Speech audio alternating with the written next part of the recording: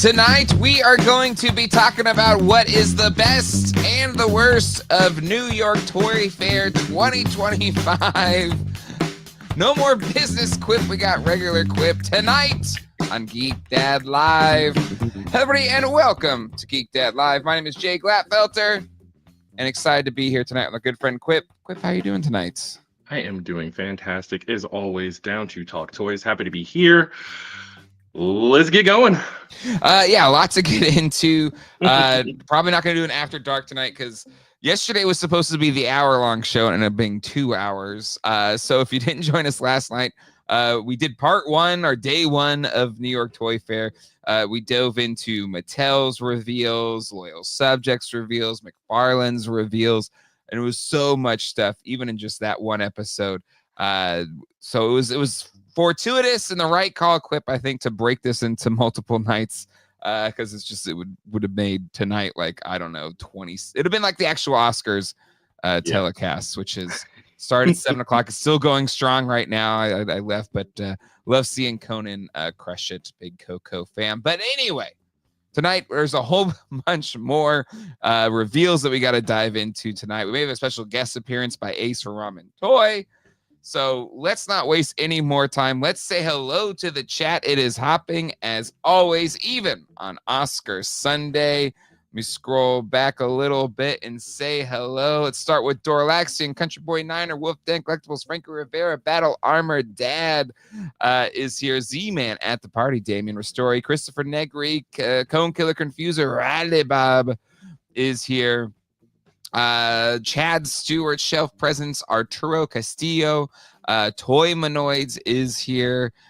Gray Fox, Darth Haas, Larry Geeky World, James Vinipol, Chris Bruno, Stanley's Toy Channel, Michael Miller, Allison Choi, Master of Research, Mecha Man Blade, Thomas Crosby, Smedberg is here, Zach Kinsella, Derek Ova, Tucker Prime.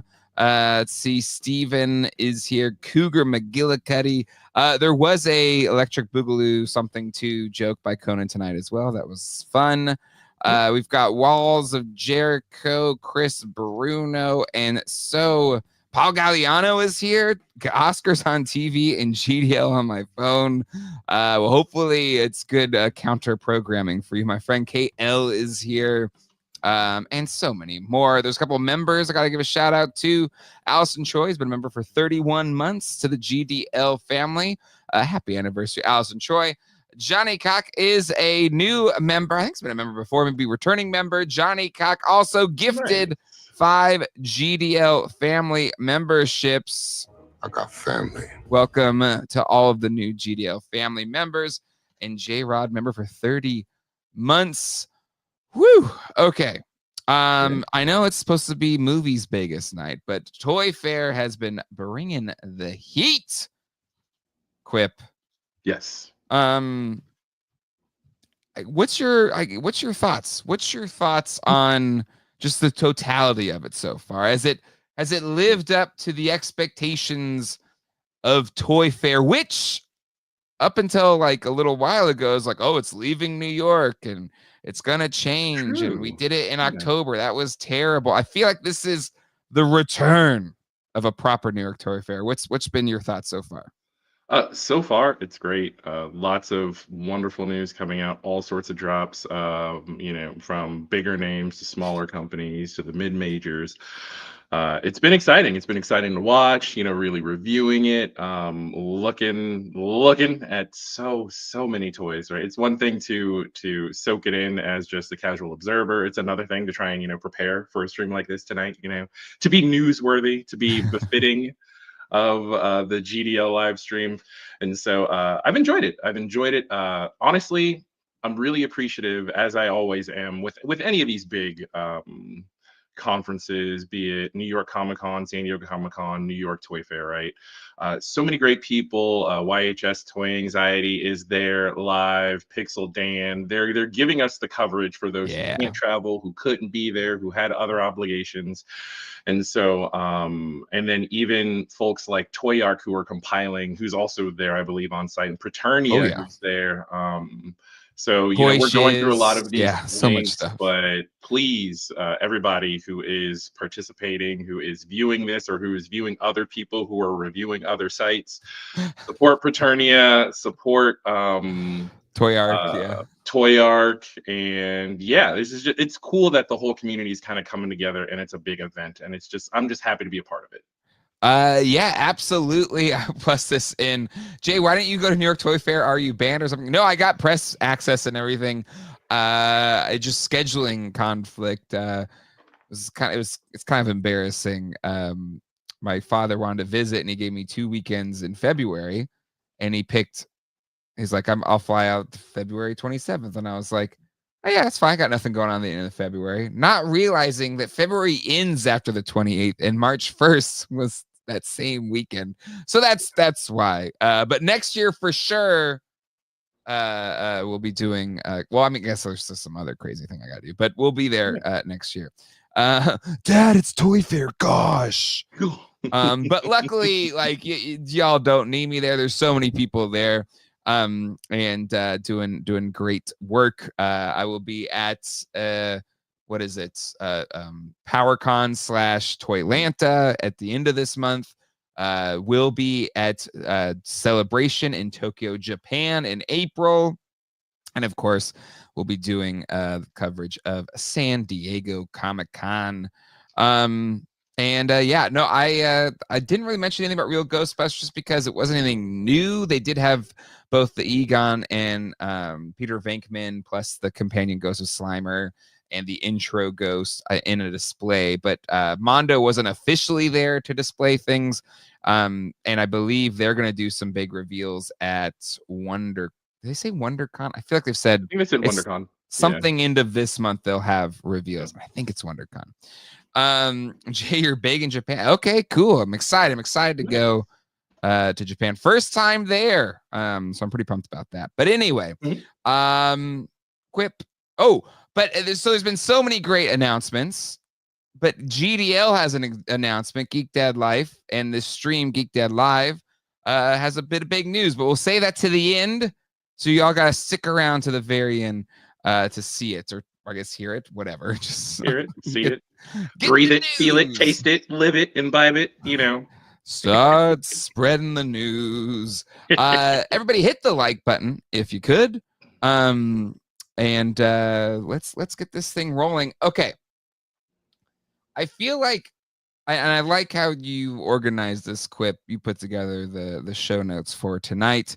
I like closing out with NECA because just there's so much stuff from NECA. I feel like it's a good. Yeah. If we started with that much stuff, we would probably go 2 hours and be like, oh crap, we didn't get to the things that were smaller. So you gotta build. Exactly. Exactly. It's like a DJ. You gotta wait for the drop and then boom, NECA. All right. He's turning heel. Yeah, big WWE yesterday. Big moment in WWE. I don't really watch it, but I do realize what happened. And it was a big deal.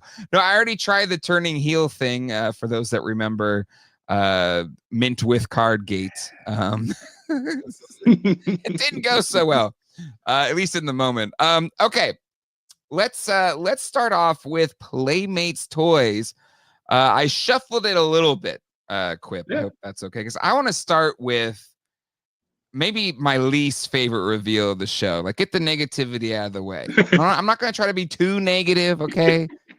Like, anybody that creates something and puts their heart and soul into creating something has my respect, even if I don't really like it.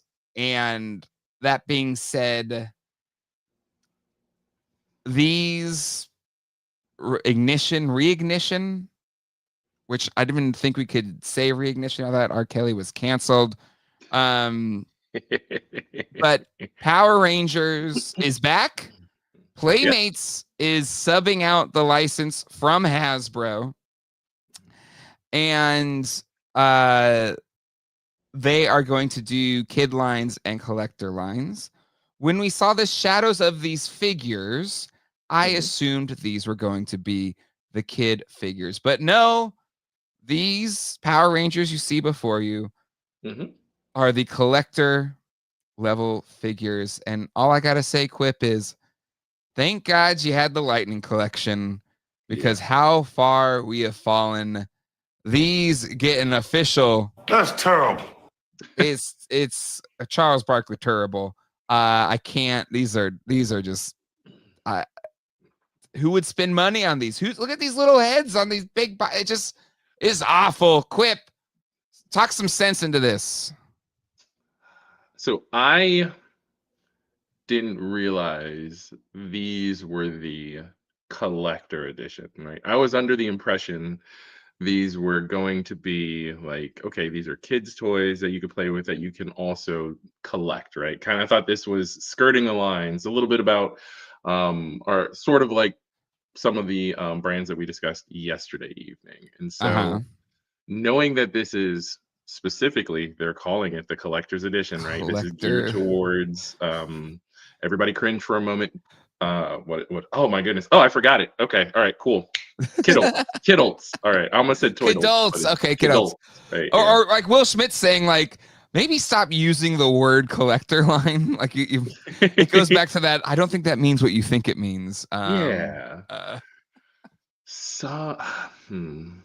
I think it depends on the angle. Like this angle, the head doesn't look that bad, but I don't know if it's because it's sort of like a downward angle. That Blue Ranger shot that you just shared, though, but he's also kind of like we're looking kind of top down. So, but these poses are okay, and I'm a vanilla poser. Okay, I'm a basic poser, but these are dreadful poses. I don't want to be too harsh because I know somebody's just doing their job and they're putting them out there. But this does nothing. And again, these are kids' toys. But look at how big this handle is on this Psy or whatever that is. Look at these handles. Yeah. Awful. Yeah. The proportions of the weapons and the hands and how the hands actually hold them. And then it does seem a little disrespectful to the community to call this the collector's edition, knowing what other areas, Hasbro. Well, no, sorry, this is Playmates. This is Playmates, yeah. Well, then hold on. When somebody shows you who they are, Jay, you believe them the first time. Okay. This is absolutely on par with what we've come to expect of Playmates. Now we can feel like they can do better, but this isn't great. It's not awful. Like if I was introducing my daughter to Mighty Morphin Power Rangers and I wanted some toys, depending on the price point on these, right? These would be cool. Okay, cool. Grab them for her. She might like them. But I think collector's edition is a stretch if the intent is for this particular line to replace Lightning Collection, right? I can see how that would be a letdown. Yeah, I think, if these do end up in that $13 price point, that's fine. Just don't call them a collector line. Like just say it's a toy line. Don't put it in. I don't know if Toy Art got the pictures, but this box is definitely trying to evoke like a collector's toy. Like it looks kind of like the Lightning, or at least that shape of a Lightning collector box. Yeah. And so, it's just, I think it's the trappings of it, So if these are $13, I think they're fine. But I honestly, I feel like $13 is a bit of a stretch. Those turtle figures, what are those a piece? Like $8.99? They're sub $10. Those can be more than 10. Yeah, those are 10 or less, and they go on sale all the time. So again, for the price point, see, that's fair too. When I hear collector, I'm automatically thinking like $20 Legends, like $20, $25 type deal. But if this is only $10 or but it's not, it's $13. I think 13's too much. So yeah, it's $11 for Turts now. Okay, in this economy. Okay. So this is a tough buy, and even if this is supposed to be a cheapy toy line, don't call it a collector. But even for a cheapy toy line, I just think the scale is just weird and wonky. Like the heads are too small. Like this could be better. Yeah, somebody put it in the chat, right? It's Arturo Castillo, right? Like the 3-0 Mighty Morphin Power Rangers for collectors, the M.A.S.K Power Rangers that they just came out with for collectors. You can still say even Lightning Collection, because Lightning Collection was around that $20 price point, right? These being below it, I can't rag on them too much, right? They're not great, but they're not awful for the price point. So I Sure. mean, I don't want to beat them up or kick them while they're down, right? They Hopefully, didn't finish painting the helmets. There's no paint on the little eyes. Anyway, that'd be an extra $7 yeah, if they colored those eyes in for you. They gotta save somewhere. What yeah, I'm most excited about, so I don't know if you're gonna keep going. yeah. What are you most excited out of this? Oddly enough, um, I don't dislike the automorphing figures. I know people saw the automorphing figures and saw that they're always barrel chested, right? But if you Sure, because they can gotta find the flip their automorphing heads. figures and look at those head sculpts, right? To actually look at the portraits and the similarity to the actors. Yeah, like you can see, like if you resume, let's see if there are any more that are zoomed in. Yeah. It's solid. It's not bad. Yeah, Hold like on, I got. that's a solid Billy. That's a solid Tommy back there. Trini. I mean, it evokes honestly that Zach. Toy companies are notorious for butchering my boy Zach. Even we're talking Oh man, the now Mattel the or the Mezco Hasbro drops. one was terrible. Yeah, yeah. Even the Mezco. The Mezco got the face sculpt nice and the hair nice. It's just the skin tone was off. Mm-hmm. Right. So this Zach is solid. So I personally, I know it's a little goofy because they're barrel chested, but it's got that action feature in it. I personally like and might even consider purchasing these automorphin figures should I see them on the shelves, especially if like looking at these now maybe it's just the paint samples like how they painted these particular figures, right? These mock-ups or Sure, these test shots, so to speak. But I like that they're kind of matte black or they're matte. Like if you look at the shine on them, they're they're not super definitely shiny. matte. Yep. And so because they have that matte finish, oddly enough, even though these aren't the collector edition, I mean, I like them. I like these more than the other ones that we were just looking at. I will say the head sculpts are better. I have a vintage one here, which I will show off in a second to compare this to. But a problem I do have is this huge ass hinge on the chest here. It looks Yeah. wonky. I feel like that could have been done better. They look like and so okay, so that and it looks like a cut articulation on the arm, not a ball joint, which is a step back from what you got with Bandai in 1993. So I'm going to show you this Yeah. flipper head here real quick. Let me stop my screen share. Let me go big screen. So this is, the original. This is a vintage one I found at the flea Mhm. market. So it's a little rough for wear, but it's still, it's still functional for what it is, right? And there's no crazy hinge here. It is a little like, chonky in the middle because it has to do the flipping effect. But Yeah. it's got a ball joint in the shoulder, a cut above the elbow, an actual elbow articulation. Mhm. You've got cut at the legs, and then you got your knee articulation. So not too shabby, right? And then you have the flip effect, which is kind of why they're even doing this. These original figures, and here is original Billy, Mhm. and he ain't terrible. You get He's the not. idea. And then we'll flip him. And there you go. He still flips Yeah. fine. So here's the thing. These figures are cheap. This is what the problem with Playmates lately has been. Like when they've done a non-Turtles line, Yeah. like when they did Star Trek. Mhm. I would rather just go buy this for $5. You can get carded flipping head Power Rangers figures for probably the same price as these in certain places. So, I get it. And people are going to buy these things, but at what quantities? I don't know. Because if Hasbro didn't want to keep making Power Rangers toys, clearly, and they own Power Rangers, clearly Yeah. there's something maybe soft in that market. And how they did my girl Kimberly here, I'm not a fan of this. I can't sign up for this. It's Yeah. disrespectful to Amy Jo Johnson.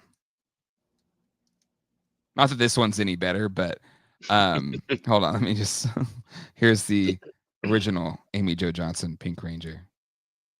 I mean, this Playmates head sculpt is better than that one. We can You give think them so? that. Yes. Put it in. I don't know if you want to do a poll in the chat, but if we want to go that far, but I mean, put it in the chat. Let us know which one you think is better, the Playmates head sculpt for Kimberly or the old classic. I'll tell you which doesn't Virtually hold up. I looked at identical. this the other day. The Trini does not hold up. Rest in peace to the actress. Yeah. Yeah, not great. Not great. Anywho. But yeah, the hinge there is just ugly. So that's all.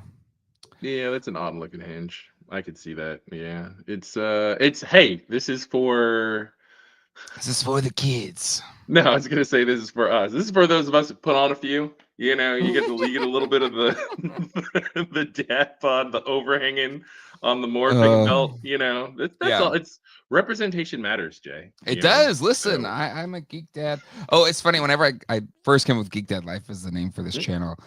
I work with young people, and one of the young people said, "Oh, you mean Geek Dad Bod? That's great. I think Geek Dad Bod's great for your channel." I'm like, "Oh, thank you, Geek Dad Bod. That's great." they heard you correctly the first time. They just wanted to get that. I jab in. know. Yeah. They wanted to make fun of me. Okay. Anything else about Power Rangers? The Zords look pretty cool. I dig the Megazord. It's very toyetic. Mhm. You know, that's fun. Even though it's kind of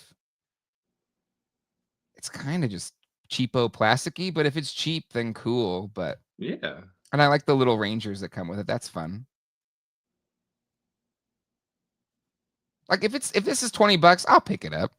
Exactly. It's got the different forms of the Megazord. I mean, like you said, price point is everything, right? So if it's cheap enough or if you can catch it on sale and you're like, "Hey, is this a nice enough representation?" Like if somebody were to give this to you, would you want to hold on to it? Would you display it in your collection or would you just go, "No thanks," or throw it away, right?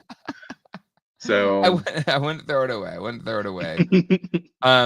But it wouldn't replace my vintage Bandai one. I think that one's still my favorite. No. Even though it's not Yeah. perfect, it's my favorite. And again, like Playmates has done cool combiners. Their Voltron, I think, is, even though it's not perfect, but it's back here in my collection. He's way back there. I thought they did a great job with the Playmates Voltron. So This pales in comparison to the Playmates Voltron. oh, And there are absolutely. folks in the chat are sharing that this is $20 a Zord. I think that's a bridge too far.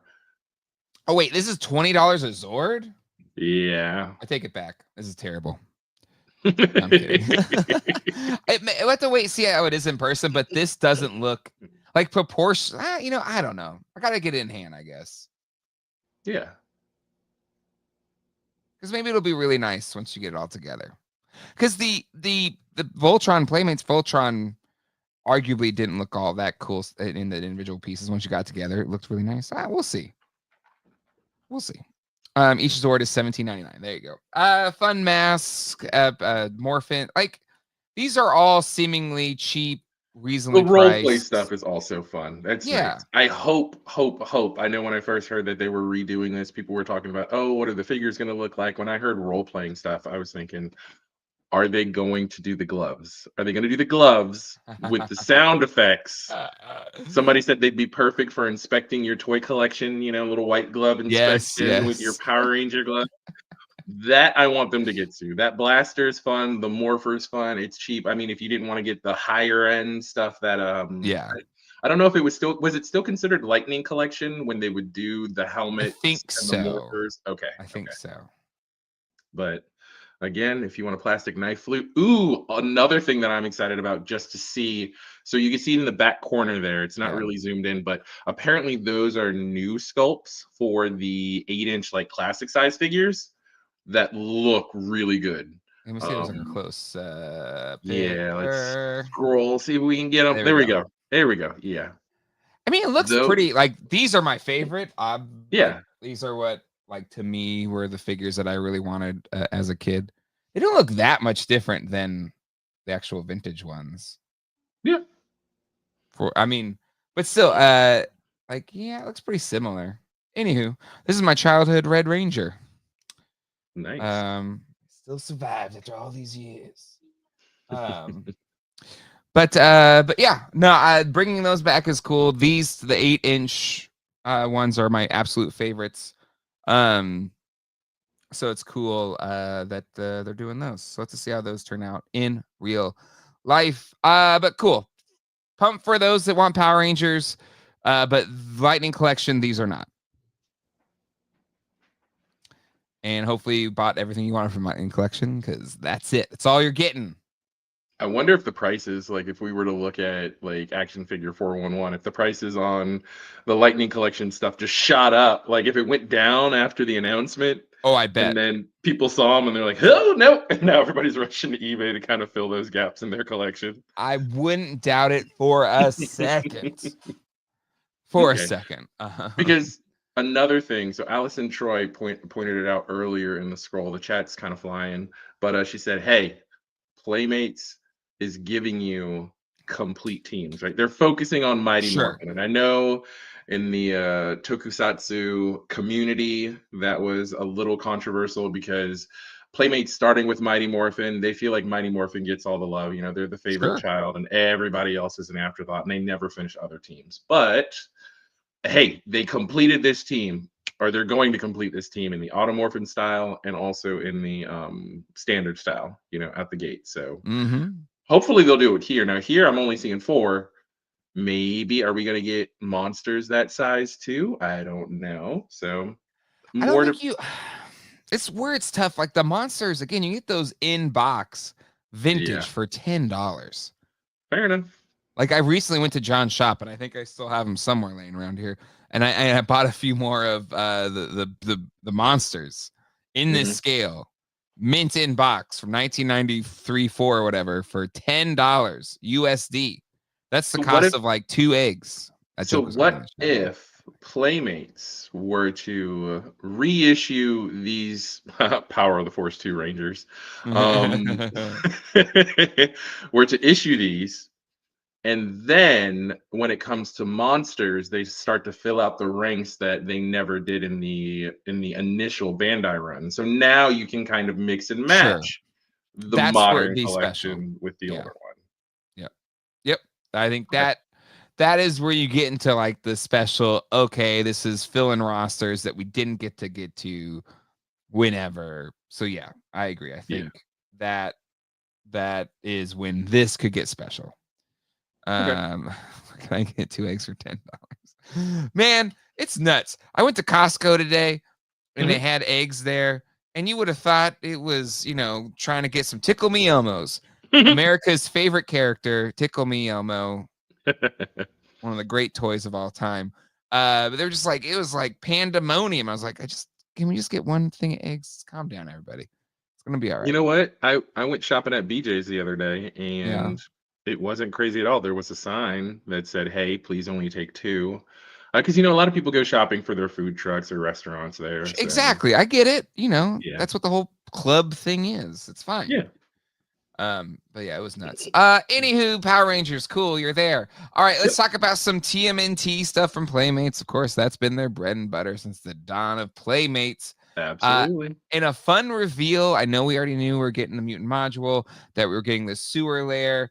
But the what is this car called? The Shell Razor? Is that what this one's called? Wait, are you talking about the car Shell that's Cruiser right now? The Shell Razor is from 2012. Thank you. Shell Cruiser is this one, right? Yeah. No, this one is the Foot Cruiser. Foot Cruiser, good God. Anyways, I've always thought this looked like the Neutrinos car. I have a vintage one complete. Big thanks to Dan Crisp, who found the one last piece I needed a year or 2 ago. That mine is complete. But I love that they're re-releasing this, because I've always wanted to get one and paint it like the Neutrino cars. And now, even though I have no customizing skills, I think I want to buy one of these and paint it Neutrinos style. Yeah. No, that was one of my first thoughts. I know Matt Hatter has shared that he got a couple customs done from some older Foot Cruisers, and I know some of the components were harder to find than others. So I'll be interested to see how this particular vehicle, of course, scales, if it scales 1-to-1 with the older Foot Cruiser, where you can use some of the parts that maybe were a little harder or that would disappear. over the years, or if you can, like you just mentioned, just take this, customize it, and your NECA neutrinos will fit beautifully in here. Exactly. Right? Yeah. Because I would doubt it. I would seriously doubt it that this would scale like because nothing they've done so far in these re-releases outside of the figures has scaled to the original, so you can't like swap the parts and stuff. I'm not saying it can't happen. I just would be shocked. Yeah. You know. But I don't think it matters because you just customize this one, and you're right. I think those neutrinos from NECA will fit perfectly in here. And you say nothing scaled, but let's keep talking about reveals. Oh, you got it. Okay, Christopher Decker said it. Yeah. So let's bring up the sewer layer does scale. But that box is smaller. Just saying, the box doesn't scale to the original box. There, got him. I was right. You're wrong. No, I'm just kidding. That's great. So yeah, I this is an all-time classic playset. Sometimes overlooked, or people don't put it in as high esteem as other classic 80s playsets. But I had this one as a kid. I freaking loved this playset as a Ghostbusters diehard, as well as a Turtles diehard. Like, my setup was having the firehouse at street level with the street level aspects of this. And then, of course, the Technodrome hooking up to it. Like, I had a full-on New York experience in my imagination multiverse setup. So awesome that we're getting a re-release of this playset. Quip, how about you? What do you think about this thing? I love this playset. Love that it's 1-to-1. Here's where I am conflicted. Because so what tempts me most out of this classic collections Ninja Turtle line that Playmates is doing is the vehicles and the playsets, right? The figures are hit or miss with paint apps, but the playsets and vehicles for the most part have been pretty close. And so super excited that we're here today talking about the sewer layer. But the Technodrome is scaled down. And here's where I'm conflicted, because I would love to get a Technodrome and a sewer layer and connect them. I didn't have that experience growing up as a kid. But in my head movies, it doesn't work to have the Technodrome scaled down and still connect to the 1-to-1 sewer layer. That doesn't make sense to me. And so it's like, if they were both scaled down, I would have been all over this. Right, even though, because I didn't plan to play with it or even display figures with it, right? It would have just been the Technodrome and the sewer layer, both of them scaled down together, kind of displayed over there on like a shelf. But because the scales are off, if they were both downsized or if they were both 1-to-1, fantastic. Maybe they'll do a version 2 Technodrome. Maybe they got a lot of feedback from the Technodrome and they heard customers and they said, you know what? Let's give the people what they want. Let's do a 1-to-1 for the sewer playset. But I'm curious to know, maybe they'll do a 1-to-1 for the Technodrome, but I doubt it. And so because I doubt it, I believe, as the Sharks would say, I'm out. I get it. I get being out because of that, like one being one. But the Pixel Dan video, they did say that it will still connect. So if the holes still work, does that still mean it's a no-go for you? I know. In my heart of hearts, I'll know. Okay, all right. I respect it. Well, we have somebody in the green room right now that knows a thing or two about making a subterranean playset of sorts.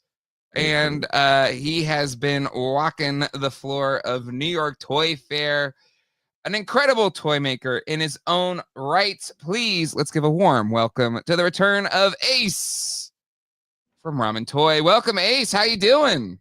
Hey. Oh, he's muted. You're muted, my friend. Yeah.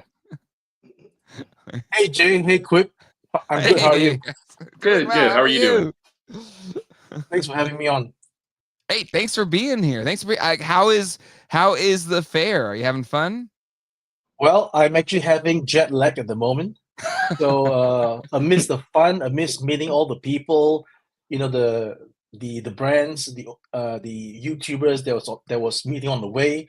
Lots of fun. Seriously, I'm overwhelmed with just the community. Right, it's so great. So I'm still trying to get into the groove because I'm very tired. Oh yeah, like what is the time? Because where are you based out of again? Like normally, what time Yeah, zone? so I'm based out of mainland China, close to the factory. So it's the same Okay. time zone as Singapore. And Which is in how Singapore far? now, it is 10 a.m. in the morning. Yeah, Whoa. yeah. So I've been walking around the whole night. Yeah. So Oof, Yeah. woof. And so yeah, totally understand the difficulties there. So anything that has you the most excited from the fair so far, that kind of has you really jazzed, not your toys, but some of the other ones that have been unveiled this weekend? To be very frank, I would have wanted to go see the stuff that has been being posted online. And because I was not invited, or rather, there's no appointment set up. Most of these booths, you require appointments to go in. Yep. Oh, I know it So very well. we rely on all the information from the people who are invited, who are appointed to these meetings. And I think that I am still digesting what's available at the show. What I can see so far is the Mattel stuff that's interesting, like going back really retro to go to the 80s version of the Yep. He-Man and Skeletor. Yep, that's one of them. And I guess I have to go back to see what I missed before. Of course, M.A.S.K is definitely something that's M.A.S.K. on my radar. That's the one I was curious about, because Yeah. you kept the torch lit for M.A.S.K fans out there with some of your incredible recreations of M.A.S.K vehicles, even giving us vehicles that never even got made in the original toy line. What's your thoughts of what Loyal Subjects has done? Pretty much doing faithful, if not kind of enhanced recreations of the original vehicles. I believe that my personal take is that it's a good thing because these vehicles, it's just like Transformers being reissued, right? G1 Transformers being reissued. The fans of G1 that missed out on the toys before got a chance to get back when the reissues happened. So M.A.S.K never had a reissue. So this can be considered as a reissue for that purpose. And then not just a simple reissue, they added new sculpts to the figures, they added blast effects. So I think it's in a good direction that they're moving towards. And from what I'm hearing in the background, they need to really see, Hasbro need to see what is the result of this new range before they continue to offer up the license for more licensees. Yeah. Okay. It's interesting. It's very interesting. Hasbro didn't want to take the risk, so it's like, hey, Loyal Subjects, you go be the trial balloon here for that. But I give Loyal Subjects credit for like doing a pretty darn faithful recreation. They could have like cheaped out on a lot of stuff, but they're like legitimately trying to make some pretty cool M.A.S.K releases. But my friend, you're here tonight to also talk about one of your own creations that is going on right now with your what does M.A.S.K stand for? It's Modular Underground Sewer It's Command, a right? modular underground sewer command with a K. So it's a bit Yes. of a play on the actual M.A.S.K, but now it's Yes. M.U.S.K. Not to be confused with anything else. It's just a simple modular Yeah. underground sewer command, right? In fairness, when So you picked this name, it was a much less controversial name when you picked yeah. it. But yeah, so it's up for pre-order right now. I know it's been a long time coming. Like, what do you want people to know about this this order going on? So I would like people to know that I first got inspired because I was at PowerCon 2023, which I met you for the first Yeah. time as well Mhm. in Columbus, Ohio. And I had a chance to actually see the NECA's sewer lair. Okay. Yes, that's right. It was And there. from there I saw what it was in terms of what I felt was lacking in a product such as this. And I also heard the fans voices about how they felt that the price that was tagged onto this product is a little bit out of reach. So I set upon a path to challenge myself and the team on to find out exactly what this would actually cost if it was done. So that was what we set out to do. And then pretty soon from PowerCon, we developed the prototype very quickly.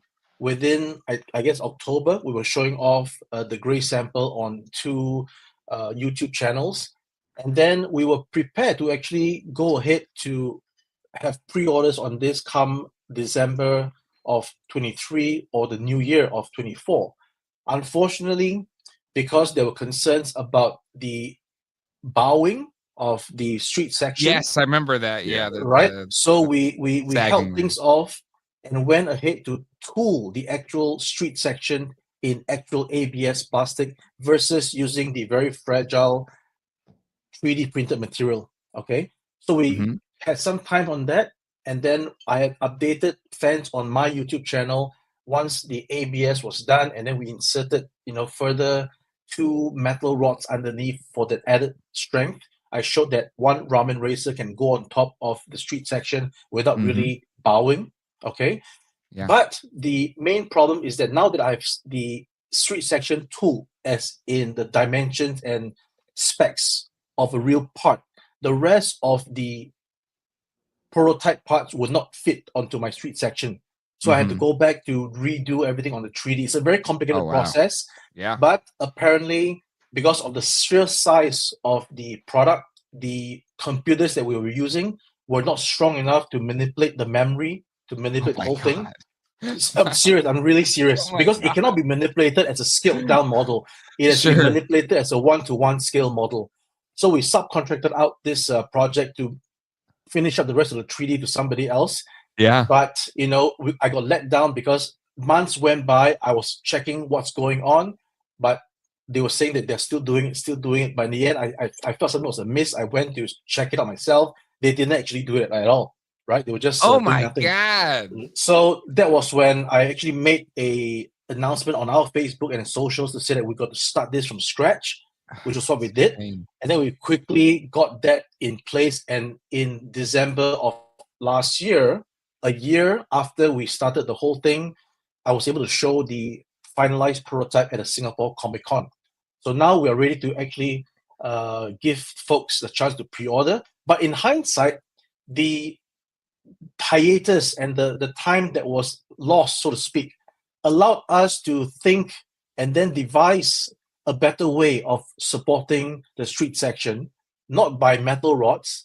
We changed the orientation and placement of the pipes that was once along the walls to be exactly in front, supporting the entire street section, with the back wall supporting the back side of the street section. So in hindsight, it all worked out. We have a better product now, and it's all good. Yeah. That's incredible because even the NECA street scenes, they kind of have like a cardboard topper on them, right? For foam board, foam board, which also is has its own sagging issues or bowing issues, as you were saying. It's physics. It's gravity undefeated as far as we know in the history of the Earth. But what I love about this is it's not. I mean, I know people that are Turtles fans are really excited about this, but this fits into so many different things. You can utilize this in so many different ways. I kind of hope maybe you do something that could be utilized by our Muppet educational friends. I don't want to get you in trouble or whatever, but tap into other types of New York street scenes in the future. But this is really cool. So the pre-orders are open now. Usually when you do this, you have cheaper prices, right? So what's the deal right now if people are pre-ordering at the moment?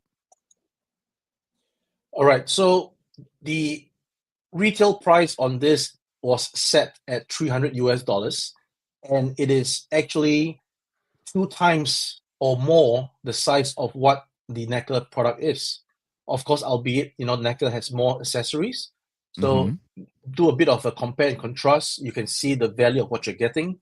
And what's important is that we always strive to give our customers and supporters the best possible price. Hence the early bird offer. So the early bird offer is actually $250, not $300.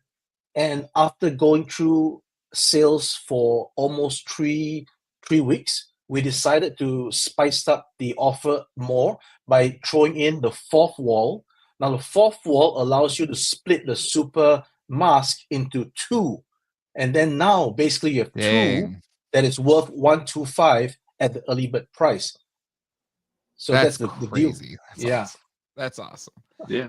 So yeah, you basically get two street scenes, two sewer, shoe boxes, and Yes, displays for still cheaper than just one sewer layer. And there's not, I mean, actually, I should probably ask you, Ace, is there any risk of people accidentally getting shipped doubles and then you forcing legal action to sue them to get them back? Any risk of that? There's always a chance that we will ship double, although I try my best not to do it. But in the event we get shipped double, you keep it because it's our fault. So that's very kind. It's very gracious. But hey, I mean, regardless, you're getting double. You could be getting double here with just this one Super M.A.S.K set. So that's really, really cool.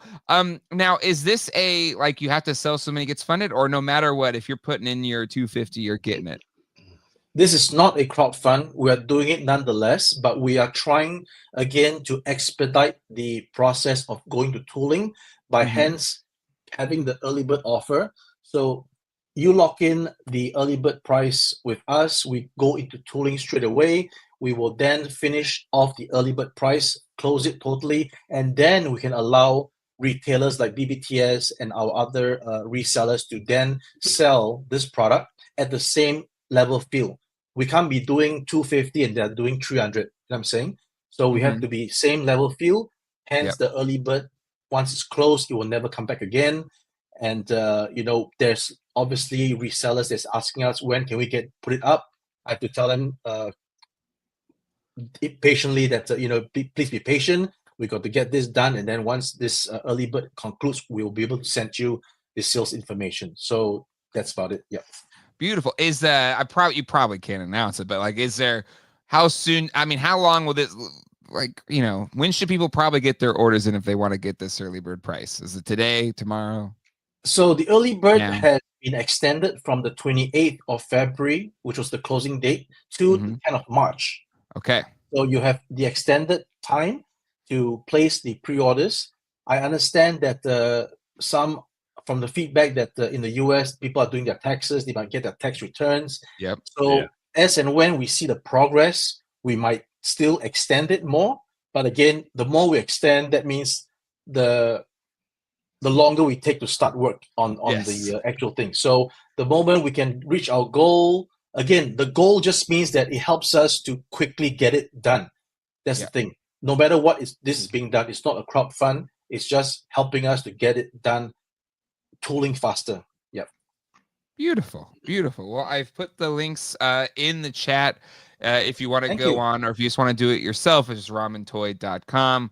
It's on your front page. I think it's like the top banner, of your website here.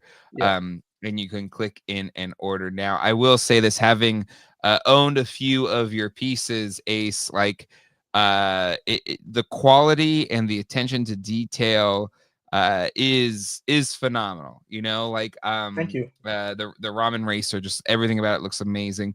Even just the CAG set, the cage set for the 89 Batmobile. It takes what was an okay vehicle by McFarlane and elevates it to like this really, really nice level.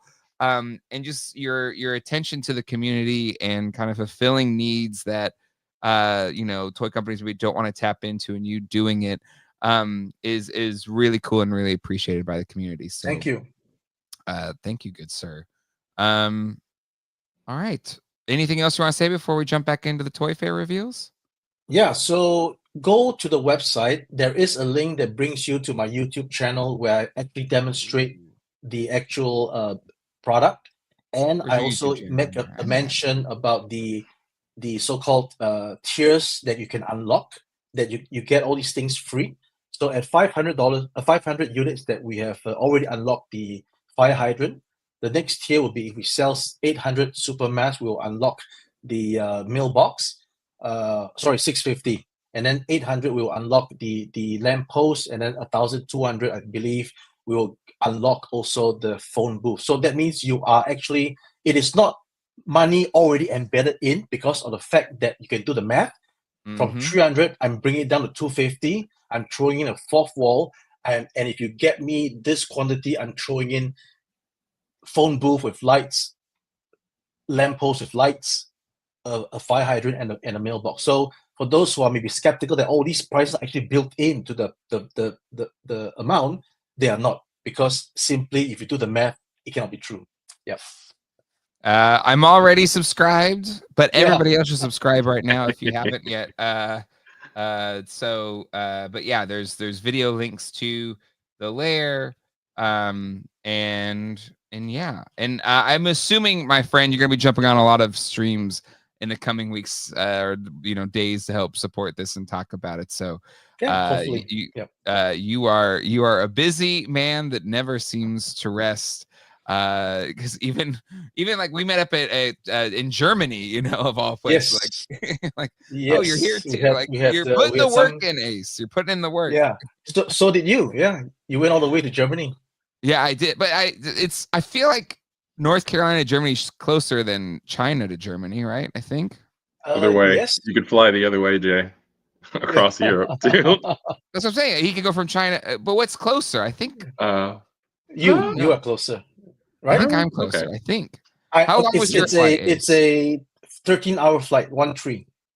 Okay, so 13 for me. I think if it was direct, I think it would only be like 8 hours, maybe. Okay. From North Carolina. Okay. Anything else, Ace? That's it. Thank you so much. You're most welcome. Thank you so much again for all you do. We got a bunch. Ace, you're more welcome to stay as we jump through the rest of these reveals. Thank you. I would love to. But also, if you're like, Jay, I'm really tired, I want to go to sleep, that's fine too. You stay as long as you want and leave when you want to leave. Okay? I would like to see what is at the toy fair as well. Perfect. Okay. All right, let's jump. Quip, what should we jump back into? I think we're in Playmates, right? Yeah, but I mean, we talked about the big parts of Playmates. I mean, we could talk about the figures that are coming out too.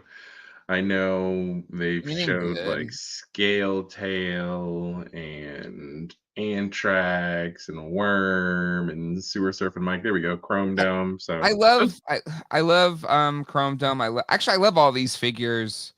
I love Sewer Surfing Mikey. That's fun too. It still blows my mind that we're getting re-releases of the 2012 Turtles, because it literally feels like it was yesterday these came out, but that's how time works. Time, much like gravity, doesn't stop for anyone. But still, it looks at least like Anthrax. Was it against Scale Tail? Scale Tail. Scale Tail and Worm. There's probably a shortage of paint apps, but they look pretty solid there. Yeah, they look solid there. Somebody with a keener eye might notice, oh, they're missing this or that. But it's not as obvious as it has been on some of the earlier waves, like Bebop's entire bottom half being black, no sneakers, no chain paint. All right, to save time, let's just jump into the next one. Let's go into the world of Hasbro and G.I. Joe Classified. We knew a snake was coming. So let's start with the snake, and then we'll go into the Comic-Con set, because I think that's a ton of fun. But I think the concerns when we first saw the rendered images of this snake kind of mobile suit, which was kind of a cheapo toy in the original toy line, now is now getting this full-on Exo Squad-esque mech suit. I still don't know how the legs are going to fit in there, but it looks like it can fit a figure. Quip, what was your thoughts on actually seeing it in real life? Well, in at least a real life picture compared to the renders.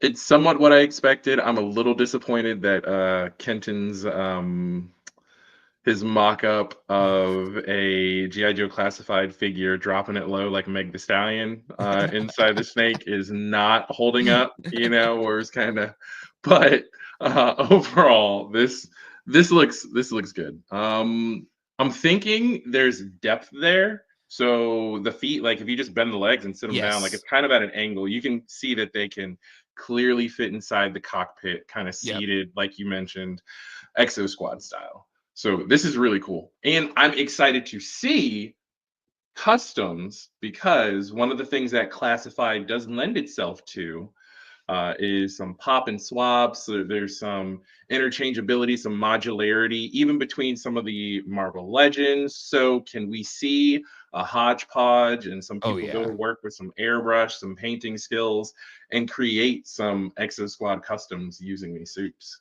Yeah, I would love to see some Exo Squad. I just want to see Exo Squad because I love Exo Squad. But I think it's really cool. And I do you in this picture especially, I can see how the feet, if you just kind of like bend them down, like it'll fit.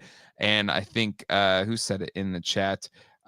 Steps Toys. It'll fit every figure up to Roadblock, which is a Nice. decent size figure. Ace, what's your thoughts on seeing this suit? I like it. I think there's going to be ratchet joints, right? Mm-hmm. In order to keep the arms moving and the hips. You can So, kind of I'm see the looking for- ratchets right here. Actually, you can kind of see it Right. underneath there. Okay. Yeah, it's a cover that covers the canopy, right? Is there a Mm-hmm. Yep. Yeah. right? Yeah, I'm sure people will customize it to the colors of Exo Squads. Yeah, that'd be cool. Can't wait to see what people do. Are you I'm already terrible at thinking of some customization kits that you might be able to sell that, they're not for this, but they might just so happen to, go along with it. If it's just some accessories. I'm waiting for the fans to send me PMs with images of what they want. So Okay. Yeah, I think this one especially, Ace. Maybe there could be some cool Which ideas one? there. Maybe Uh-huh. any. There's so many, but probably more of the I don't know what the Space Marine side because it's a little more mech. The other crew is a little more like has a lot more curves, not as angular in the design. But anywho, yeah, it looks pretty darn cool. I know one of the big reveals. I don't think they actually had pictures of the figures, but was the was it the Cold Slither set? Yeah, post The box up top. Yeah. Yeah, we have they showed off the box. I'll get a link to the pictures of the renders as well. But I know people are really pumped about this set. I haven't seen that episode in forever, but I do know it well. I think the box is a ton of fun. This is a San Diego Comic-Con exclusive. A lot of people have been talking about the Gem and the Holograms concert poster on there. I think that's a ton of fun as well. Since to some people, Gem is in the same universe as G.I. Joe, as well as in Humanoids. So I love that little call out as well there. But while I pull up the renders for the figures, Ace, how about what's your thoughts on Cold Slither being the Comic-Con exclusive set? Well, my thoughts is that I'll be able to get it at the Hong Kong Comics and Games Convention then, because that's what always happens. Oh yeah. Yeah. So I was speaking about this during dinner, right? That the Comic-Con exclusives that everybody queue up for, which I did also queue up for, back in the day. I remember vividly, 2014, I was there queuing up at Hasbro's booth. There's a little leaflet that you get. You can take what you want. You can only give one piece each. And then once I have those things all packed up in my luggage, all the way back to Hong Kong, then there was the ACGHK convention. And then whatever I bought from San Diego was there. So, and likewise, last year for the Devs Hit, I was asking friends, hey, if you're at SDC, could you pick up a Devs Hit for me? But obviously, that was too much to ask because it's a long queue and everything. And then I was at the show in Hong Kong, and I just can pick and choose the Devs Hit. I can buy more than one. So that's good for me. Yeah, that's gotta feel great. Like, because I've never had to like trek it, across, the Pacific Ocean or anything, but still going like, packing up your crap from San Diego and taking it back to the East Coast. It's a pain in the ass. So yeah, going all the way there and just being able to buy it there is. And then now people are going to ask me to make the van for this. So, I mean, why not? Yeah. So but these figures look amazing. I love the instruments. They look perfect. Especially, I feel like this episode has so many memes as well. It's the perfect kind of San Diego Comic-Con set. I mean, NECA did it with the Turtles with the Coming Out of Our Shells tour set. So it's awesome that G.I. Joe is getting some of that, music love. But yeah, definitely has the Twisted Sister Van Halen, Rats, Poison, all of that glam hair rock, Southern California. Aerospace. Yeah, Aerosmith, Aerosmith type stuff. So it's a cool set. I think it's a lot of fun. Nice. Yeah, nice. Quip, how about you? I'm really I dig it. I like as you mentioned earlier, this last year was the I Was Once a Man exclusive, and yeah, this is just another example of the Joe team really knocking it out of the park. Knowing their target audience, probably being legitimate fans of the IP and giving the people what they want, right? People have asked for this for some time, and I don't want to get ahead of ourselves. I know people are, when you get something that's exciting, you're like, oh, and I want this to go with it too. Of course, the Snake Eyes, who's kind of dressed like Boy George, right? Yes. But that can easily be another exclusive for a different con. We just need to be patient. Let's just enjoy what we have in front of us now, right? Instead of always looking to the next thing, let's just soak this in and appreciate this particular exclusive. I agree. Just enjoy what we have now, but also want things in the future. No, this is great. And again, the packaging's a lot of fun. Could it win best package at the Jeffries next year? Who knows? We'll have to wait to find out. Other reveals, I believe. What are some other fun ones we're calling? The Snake Eyes with the polar bear. People were freaking out about potentially getting a polar bear. And then this version of Snake Eyes as well. This is the Mass Effect version, right? Pack set. So cool to get that. I love these little Cobra, what are we calling these? Barricades. Blast shields. Barricades a good one. Yeah. It's cool to be able to stack them up and kind of build up your own little displays, and it's not a play set, but it kind of gives you, like, the original vintage G.I. Joe toy line had these little small kind of play sets that were cheap and allowed you to kind of build an environment. We got to see the divers that were, we affectionately called ketchup and mustard divers. And so cool that we're getting those in the line for the first time.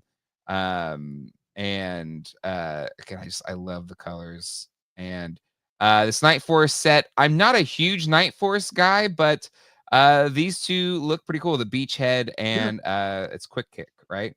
Quick Kick, yeah. These actually look pretty decent. I don't mind these. Quip, what's your thoughts on this set? I dig them. It's fun. Yeah. I like that.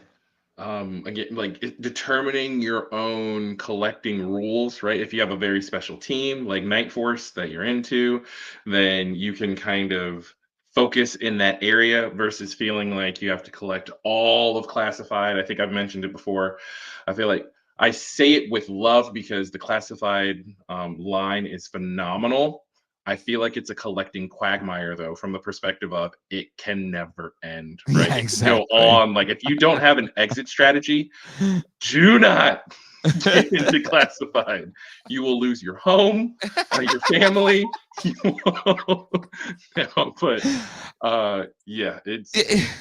is one of the coolest. So, like, the Tiger team, you could focus on the Night Force. Sure. Right? There are different areas, whether you're, I know personally what calls to me the most is the retro card, and we'll take a look at that. But I love them. I love all the Classified figures, but just knowing myself, as Mad Hatter put it, to not, again, take it lightly, but that recovered addict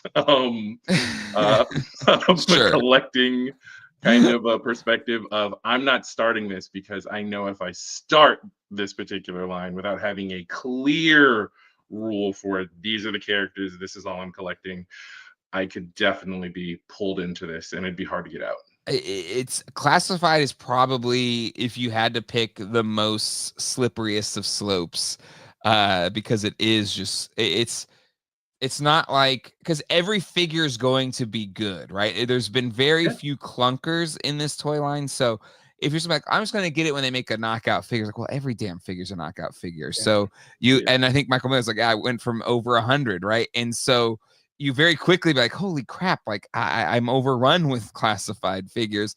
And so I do agree with you, Quip. You kind of have to have a strategy, maybe just go all retro, all modern, maybe just like one of these sub factions or something like that. But to go all in, it is a slippery slope for sure.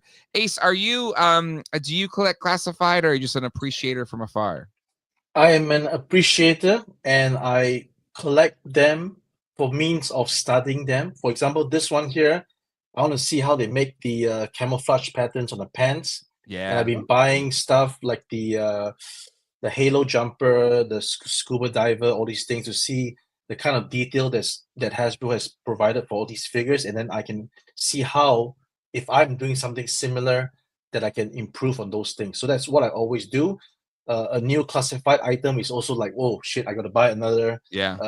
item. So it's Yeah, I'm also buying stuff, right? I'm also buying stuff, and most importantly, like I said, I'm researching the stuff, and then hopefully I can learn from it. And yeah, that's it. Yeah. Agreed. I do. Where's the crystal ball? Where is he at? He's fun. He should be in here, right? Here. While you're scrolling, Jay, I do just want to say I appreciate the glimpse into your mind, Ace, from as a toy creator, as a toy manufacturer, as a toy maker, right? That even when we were talking about the snake, Jay and I are like, oh, this is so cool, and we can play with it. And you're like, I wonder if it's got ratcheting this. Like you're breaking it down Yeah. and taking it apart in your mind. And so I appreciate that it's an educational endeavor, that collecting is kind of like you're collecting information, not just the figures themselves. That's just a cool dynamic.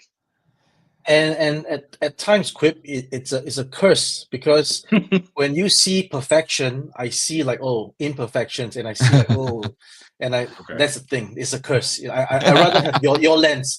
I want to have your lens and just appreciate it, and not like, oh, wait a minute, this is there is there. So sometimes like that. It is something. Ace, I do empathize of just like if you make something and you want to make it as best as possible, you see the lines, you're at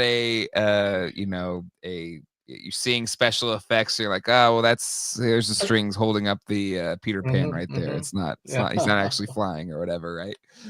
You understand the setup and everything that goes into it. This crystal ball, like Dan Larson and I did all of the 80s G.I. Joe Real American Hero figures. And this was one of the ones that we kind of clowned on a little bit from the vintage toy perspective. He's kind of goofy, but yet again, Classified comes in and makes a really cool looking figure. He's got translucent. I can't wait. I think I'm recording with Dan this week to pick back up the Toy Geeks podcast. I can't wait to ask him, if this changes things for him at all for this figure. Because he gave it a lot of flack on the vintage front, but it has translucent. It's like Lenny himself was, trying to convince Dan Larson that this is going to be a cool figure with the translucent plastic in here. But Quip, what's your thoughts on this one? Again, this is just Classified doing what Classified does, what the G.I. Joe team does. They can take a figure that somebody might crack jokes on, and honestly, I feel like they do some of their best work with some of the more plain figures from the original line, because it's almost like a blank canvas that they can then project whatever personality, or they can, of course, from the profile card, kind of pull out those features and really surprise collectors with what they can do with a character. So yeah, this is cool. Ace, I'm curious your toy maker brain on this. Like, how hard is it to do translucent into non-translucent plastic? I'm guessing this hilt is probably painted and it's just translucent underneath there, but like, how difficult is it to mix and match those kind of things? It is definitely not difficult, but you need to prepare the tooling. So if your tooling is not polished enough, your translucent or transparent part would not be nice, because it's if an opaque part, you can actually not polish the tool. You can leave it as it is, and it turns out exactly what you see. But that same unpolished surface or transparent part losing its transparency. So you need to actually plan in advance if a transparent part is to be a transparent, and more so if it's part of a joint system. if you have this effect by itself, the transparent part is much simpler to do. But if you're making the whole body transparent, then you want to see where are the joints that you don't want to see, because if it's transparent, then you'll start seeing all the unsightly joints, so to speak. You'll start to see that, certain ball pack, the way it's jointed, the pack and the hole is not actually aligned as a little bit here and there, because that's all human man-made efforts. Yeah, no, we lost you a little bit here and there, the Ace, but I think we got the general crux of it, which is you got to put the preparation in or it's not going to look too good. Captain Vergiften, I'm a sucker for lenticular goods. Am I wrong? No, I love lenticular stuff. Is this a lost art, Ace? Like, or is it not too hard to do lenticular stuff like it is holographic stuff? Lenticular is not a lost art. There is still lots of lenticular cards and stickers being produced. I see them all the time at the trade shows. As for hologram, I believe it is a lost art simply because of the equipment that is no longer sold, more so than it being difficult to do. It's not difficult to do, but for example, back in the day, you have this big scanners that is scanning documents. Now you don't need that. You just take a picture, right? So that equipment that is used to do the holographic stickers might not be on sale for people to buy to do the stickers. Hence, maybe there's just a few machines left in the world. So you actually do have people making holographic stickers. There's actually one right in LA, I believe, because I was actually researching for a certain vision sort of armor thing, and I found a company, right? So there's people still doing it, but maybe not on a larger scale. That's all. I'm guessing that level of boutique hologram application to a shield or whatever would be a pricey thing to do, right? Yeah. Yes. Yeah. But I think only a true visionary would be able to pull it off, and that would be you, my friend. I just did there. Let's see. I saw what you did there. Yes. Let's see. I love this finally getting a Starklon, which was a pack-in figure with a vehicle in 1989. Was it in 89? I think it is. Iron Grenadier. A fun-looking figure, but I love this extra head sculpt with this like Gene Simmons tongue action. Yeah, this is. Go ahead, Quip. Go ahead. No, this is one of my favorite characters. Like when we were talking with Blake about just his backstory of being what is it? I'm trying to pull it up now to make sure I don't misquote it, but I want to say he's like a venture capitalist or something. Like he's Destro's cousin, and it's like he just walks in the boardroom with this giant broadsword and is like, "Hey guys, let's talk business now." You should have dressed like this if you're gonna go business, Quip. That's true. This is okay. All right. Maybe that'll be business Quip 2.0. But no, he's a cool character again.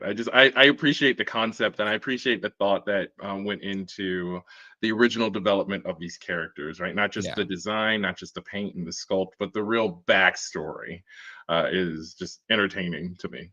Yeah, agreed. Ace, are you a Darklon fan? I admire you guys' knowledge on all these things. I am really oblivious to what you're talking about, but I'm seeing the figure for what it is, which is the injected in metallic plastic and then painted with black eyes and black and red eyes. Yeah, that's what I see. Yeah, it's cool. Sorry, it's cool. No, it's fine. It's a deeper cut. He's a pack-in vehicle figure. With somebody said in the chat, I can't remember which one it is, but the Evader, I think that's it. But anyway, yeah, exactly. I need John. He's fast asleep if I know my friend John. All right, do we have let's see any other ones we want to call out here? I do want to talk about the retro ones, which I think is on a different post, right? Quip, pretty sure. I think the retros. I linked different link if you go to the document. Yeah, I got you. Retro carded. Oh, that's the Blue Sky ones. That I have them teed up. Nope, Yeah. that's Hasbro. Let me pull these in real quick, and then we'll go to the other ones. But we got GI Joe retros. We saw the renders for these. I don't know. Was it? It's GI Joe Day, which was like a month or so ago. Quip, right? Yeah. So we saw the renders. Now we get to see the actual figures. First up is a retro Televiper, looking very retro style. He looks pretty good. We also have got Flint, who this is, I think, the third Flint, and now people are really excited about this one since it's the classic look of Flint. Ace looks like he's frozen, so maybe he'll come back in a second. And then Cover Girl, which this channel famously dubbed the original one that got released, the what's her name? Joan Rivers. Joan Rivers, Cover Girl. This one looks way better. And it's more of a toon kind of look for the figure, and I think she looks really, really good. So yeah, excited to get these retro figures. Did we get Ace? We got Ace back. Hello, Ace. He's alive. The Wi-Fi locked me out. It's listen, hotel Wi-Fi. It's never the most stable of Wi-Fi. So pumped to get those. Overall, Hasbro didn't bring a ton of stuff, at least to show publicly. I'm sure they had a lot of stuff behind closed doors that they didn't want they didn't have licensor approval yet or anything like that. But at least what they're publicly showing, a lot of fun reveals there for GI Joe. And yeah, you got Yojo June.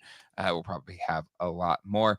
The Marvel Legends team didn't have much other than this X-Force Archangel. This isn't my Archangel, but he looks pretty cool. It's a repaint, reuse of that original class, or I guess Archangel look in this new X-Force paint. Quip, are you a Archangel fan? I'm an Archangel fan, but like you, I am more a fan of his classic colors, his classic look. But I appreciate this, as I always say, with different variants. Just because it's not for me, there's somebody who has been waiting to finish their X-Force team that they're like, hey, awesome, I can add Archangel now to it. So bully for them. Yep, agreed. Ace, how about you? I think that's a delay. Oh, no worries. Okay. So yeah, I like this concept. It reminds me of one of the Silver Hawks that has different kinds of wings. So yeah, I'm just gonna see what this brings. Yeah, interesting. Yeah, the wings have been retooled, so the wings are better. So you could buy this and transfer the wings to the other set. So there you go. Yeah, that's cool. That's pretty cool. I know you were saying there was more GI Joe stuff, but we don't have all day. I guess the Firefighter, we could talk about that real quick. He's pretty sick, especially with all of the heroism from firefighters, with the LA fighters. Awesome getting a figure representing a firefighter, search and rescue firefighter, is looking pretty cool. So yeah, nice set, nice figure. Yeah, absolutely. Okay, let's keep going here. I guess anything else from Hasbro? Again, kind of a light showing for them. I know they did like a I almost said MF Doom. They did a Dr. Doom. Oh yeah.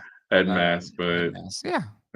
This isn't their show. They want to do big reveals for Comic-Con or Hasbro Pulse Con, or doing one of their live streams and stuff like that. So all right, next up is Super7. They had things to reveal, including more of these deluxe figures.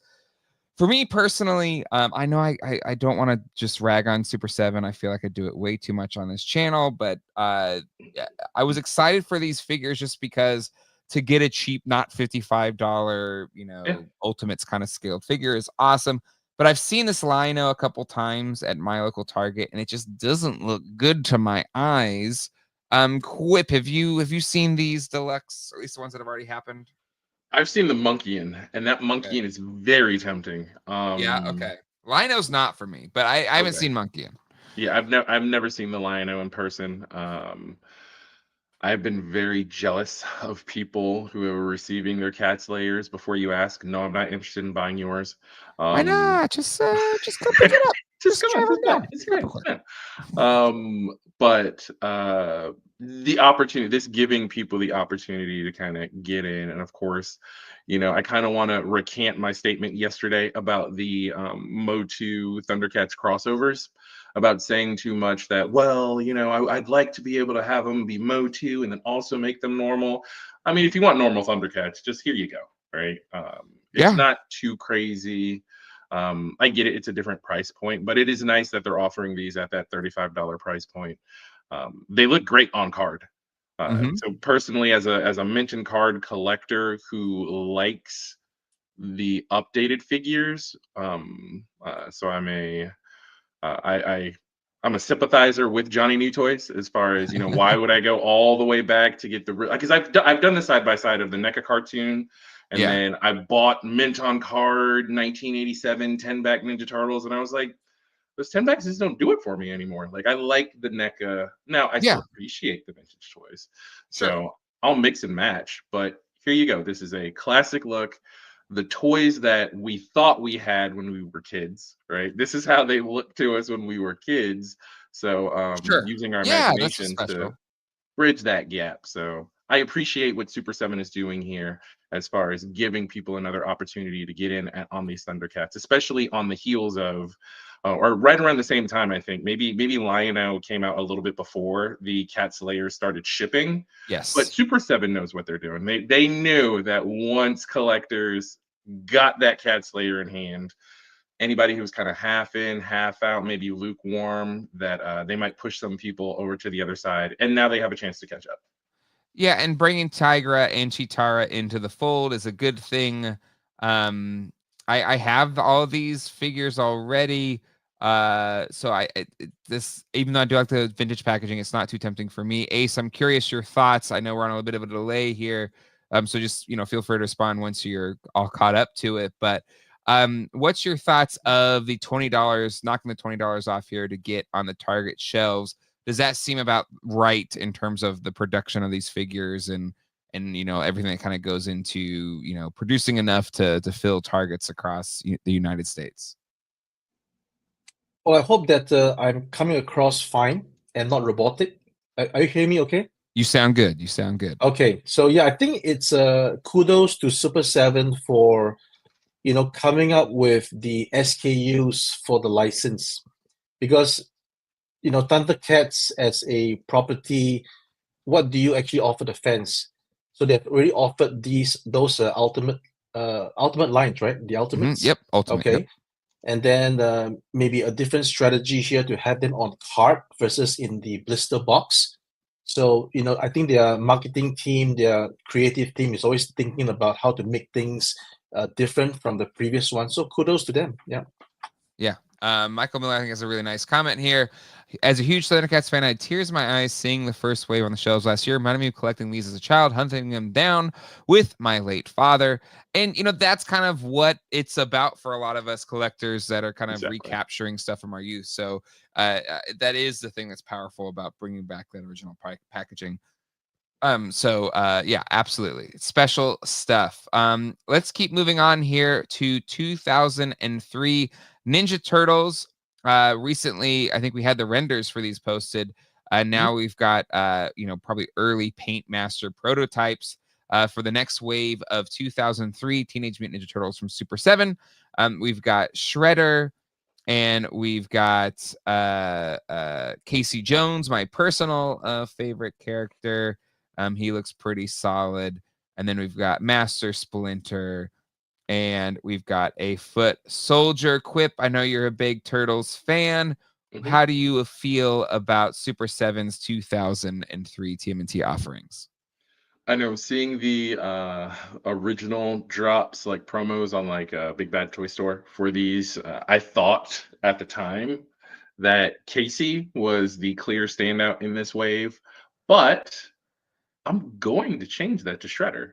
Because I saw the promo of Shredder holding the sword, and for some reason, I just didn't like how the joints look. But really seeing him here, if the final product aligns more with this, Shredder is like a good shredder can really make a line, and a bad shredder can kind of, because you want that bad guy to display. You want that villain just to display. Some people have the rule of 4, others go beyond it. This shredder looks great. It looks, to my mind's eye, of 2003 shredder. A lot more than I thought it might have. The teaser pic had me nervous, but seeing the whole figure, phenomenal work. Yeah, I think it looks good. I agree. It'd been fun if where somebody said in the chat, yeah, two guys talking toys. I wish there was a little compartment in his belly to fit the Utron into. But yeah, I do think it looks really good. The joints don't bother me here. I know Kyle's gonna give me shit for this. But because we've given him crap for not doing double jointed elbows. I'm not a fan of the joints on the Casey Jones. It's something about maybe the exposed skin. I'm not as a big a fan. It looks a little wonky. It makes his arms look a little, I don't know. It looks kind of wonky. Ace, what's your thoughts here on the approach to the joints and the tooling on these figures? Yeah, I noticed that they have employed what looks like SH Figure Arts or Mayfax kind of joints on the elbow. Yeah. So that could be a different thing that they're employing this time round. As to the sculpt, yeah, it does look like his forearm is a little bit big.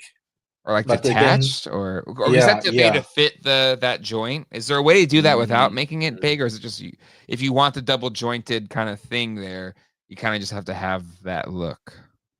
That is correct, because for the double joint with that concept, then you need to shred off more plastic to allow the movement. So it's all definitely creative design choices on what to cut, what not to cut, and it's never an easy process. Trust me, every single figure is different. There's no such thing as that's the way to cut a figure and just apply it across the board. Every single figure, what they're wearing, what they're exposing of muscle types, small muscle, big muscles, it's all different. So it's a tremendous an important part of the process, but it has to be done right. And we don't always get it done right. So as you're seeing now, there's a critique from fans, and that's the way it is. Every figure has its differences, and it's up to the creator doing its best based on experience, based on what they have on the sculpt to deliver a figure that is cut to the expectations of the collector. Yep. Yeah, for sure. But also I kind of feel for those like DC Snyder, because it feels good to be excited about a Super 7 toy line again. And yeah, again, to me, the sculpts do look really good. They look like, straight out of the cartoon show, which is a very good cartoon show. So, but yeah.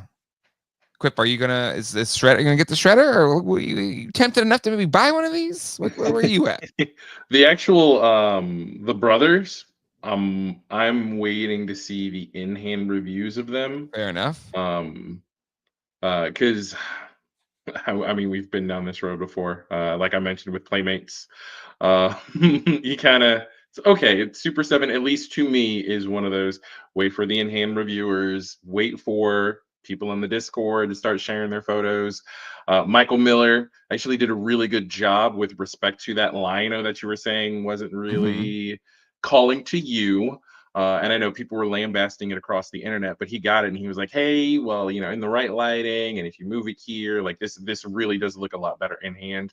And those pictures kind of won me over as far as, okay, all right, well, that's fair. So waiting to hear and see what the actual reception is for these. But I am closer. I'm one step closer to I love it. purchasing the 2003 Super 7 Turtles. And if we're worried about, looks like no one's put their arms down. At least if I remember last time they had the like paint masters or something at San Diego Comic-Con for the Turtles, and they arrived like from the factory in time for Comic-Con, but the joints were like way too loose. And so I believe Kyle said he had to like use all sorts of like wax and stuff just to hold it all together so they could pose and kind of hold that pose. So if you're worried about like, I don't know how they're posing or whatever here, do know that probably the final figure will be, I guess, be more adorable. But anyway, let's keep moving on here. Let's go to NECA, if we could, for a moment. Okay. But I guess this is any other. I think that's it for Super 7, right? I guess we have reaction. Anything we want to say for reaction? I wanted to look at the newest wave of Sesame Street for reaction. Okay, I know you're right. People do love the Yeah. Sesame Street. Let's talk about it because this Snuffleupagus and Big Bird set is pretty cool. And also, so not only is this a chance to rib you about the Elmo hate, right? Because Elmo made it into this wave, but see, he moved so quickly. Elmo was there, and he was like, "I can't stand it." Oh, there he is. Hey, but I like Roosevelt. Roosevelt's the dude. That's what I was gonna say. Is that hey, they put Elmo there, but then they had the deepest cut, which was in the recesses of my mind, to have a Roosevelt Franklin. To call him out for the Sesame Street figure. And then, of course, Snuffy in the TV box set with Big Bird. I know more is to come with NECA, and it doesn't have to be an either or. But if there's a front runner for Sesame Street toys, now, of course, these reaction figures, they're issuing them a lot quicker. They're a lot further down the road. Yes. But these speak to me personally a lot more than the NECA releases. And that's not to take away from the great things that NECA is doing, but I really love the Super 7 reaction Sesame Street line. Well, these definitely evoke like this could have been a toy line as kids, right? Like for me growing up, it was the Fisher-Price Little People Sesame Street set, and I have it now, and I had Franklin. I have so many now: Franklin, Snuffleupagus, Big Bird, not Elmo. They never made Elmo. I think maybe that's it in my own head canon. It's like, did Fisher-Price Little People make the character? Yes, then that's okay. I will get a NECA version of it. But that's stupid and silly. I will buy this Elmo. I'll buy 20 of these Elmos. I'll just put them all behind here. Just be filled with Elmos back here, Quip, just to prove that I love Elmo. I just don't want them in NECA yet. Ace, what's your thoughts on these figures? Actually, the crux of it, in my opinion, is the packaging. Because if without the packaging, figure is just a plastic figure. So the whole reaction line, actually, in my opinion, the packaging, the card, the artwork brings the whole product together. So as what we say that the reaction line is just, less articulation, but sometimes it works. And in this case, for these Sesame Street figures, which you don't really need to have ultra articulation, it really, really works very, very well. Yeah, it's perfect. And yeah, if the NECA Sesame Street's too big for you, like Robo said, this is perfect. You fit a lot more on your shelf. You could probably display these with that Fisher-Price Little People play sets, and it'd look pretty cool. So yeah, this and the Blockies Sesame Street thing plus the NECA. Sesame Street's definitely getting a glow up. I wonder if it's like HBO owning the rights, like they're giving it out to a lot more people. This Oscar the Grouch looks amazing though. If I see this, I will buy it. And Yip Yips, like those are fun too. Those are already out right now. I think I've seen those out. Yeah. Such cool stuff. Let's keep. I guess there's other reactions. Willy Wonka, which is scary, blah blah blah. Anyways, there's other stuff out there. We can't be doing this all night because NECA. There's like 27 things from NECA, so we got to jump into those. I don't have a Larry. See, this is how rumors get started. But I am sick of Elmo. All right, so I'm just gonna lean into it. There's a lot of great stuff from NECA. This set, this little twofer right here, of like imagining what if the 90s, early 90s Turtles movies that had one of the last things Jim Henson did before he died was help with the design and implementation of the turtle suits in the original 1990 film.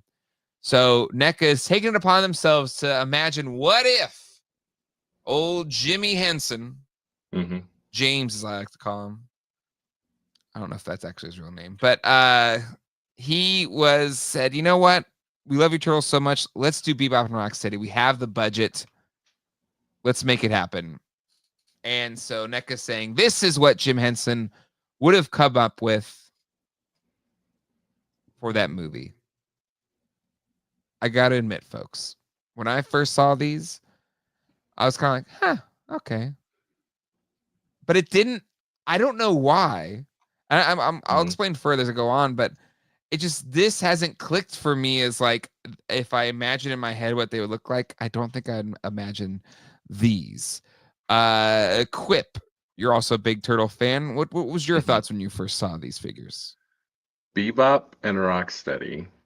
So I mentioned earlier that a good shredder can make or break a line, right? Sure. Bebop and Rocksteady are my litmus test before jumping into any NECA line, or not just NECA line, any Ninja Turtles line, right? I have all the NECA Bebop and Rocksteady cartoon variants. Really looking forward to and hoping that they do quarter scale Bebop and Rocksteady.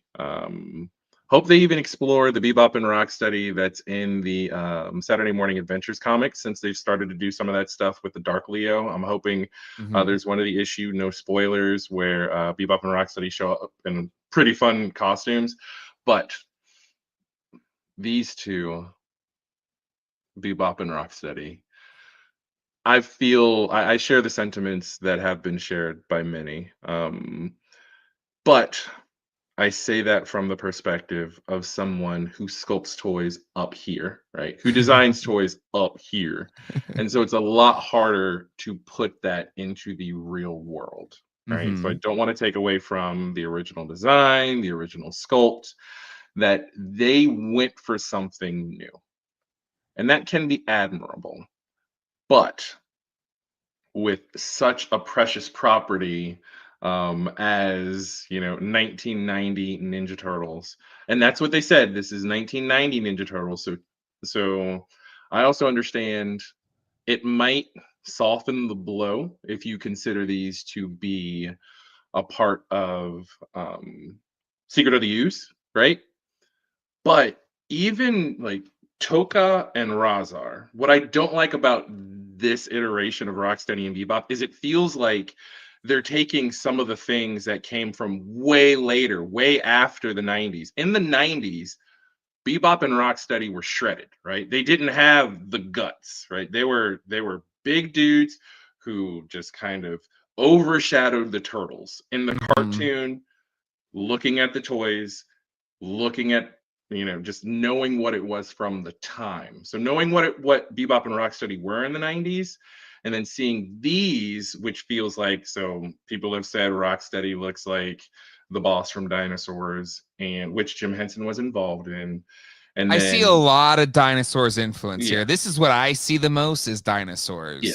And that pig, to me, immediately read Mighty Morphin Power Rangers, the movie, like that pig character that was along with. So even though those were other properties in the 90s that had people in suits, these just don't read 1990s Rocksteady and Bebop to me. Also, at the time, Rocksteady and Bebop were very often sized the same. It's a newer thing for Rocksteady and Bebop to have kind of different proportions.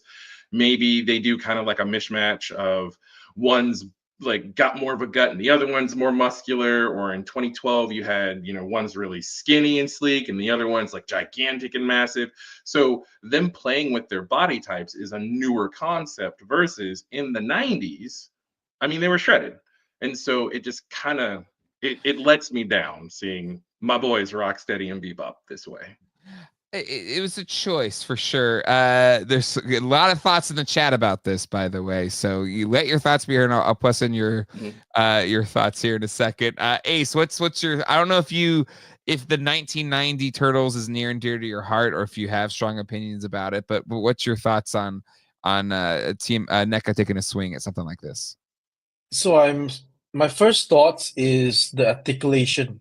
Is there like less articulation on these? I think Looks these like are it. just sculpts. Like I don't think they've actually done the articulation yet. So these are just like fresh off the workbench. Yeah.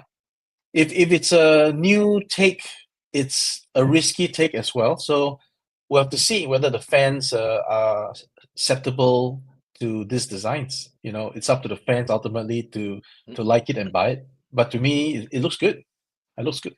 I think objectively, like if you take out the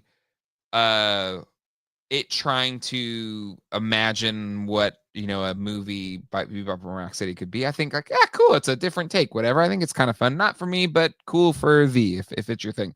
Mhm. I just and it's like at first like I don't know, and then I looked at it again. I was like, oh, I see the Henson-ness to it, but then it's like, yeah, but it's almost like kind of the wrong era of Henson. It feels too dinosaurs Henson, where it is like a Sinclair's boss for Rocksteady, and then the pig, Bebop looks just like a pig that would be like on the dinner plate that they would be eating or something like that in an episode of Dinosaurs. It's the looks too. It's just, this is a tough thing to do, right? And I give NECA all the credit in the world to trying to do this, because you're not going to please everybody. And the thing is it's one of those, we're fans, we've maybe had in our own minds like what we think Bebop and Rocksteady would look like in the original movies for 35 years now.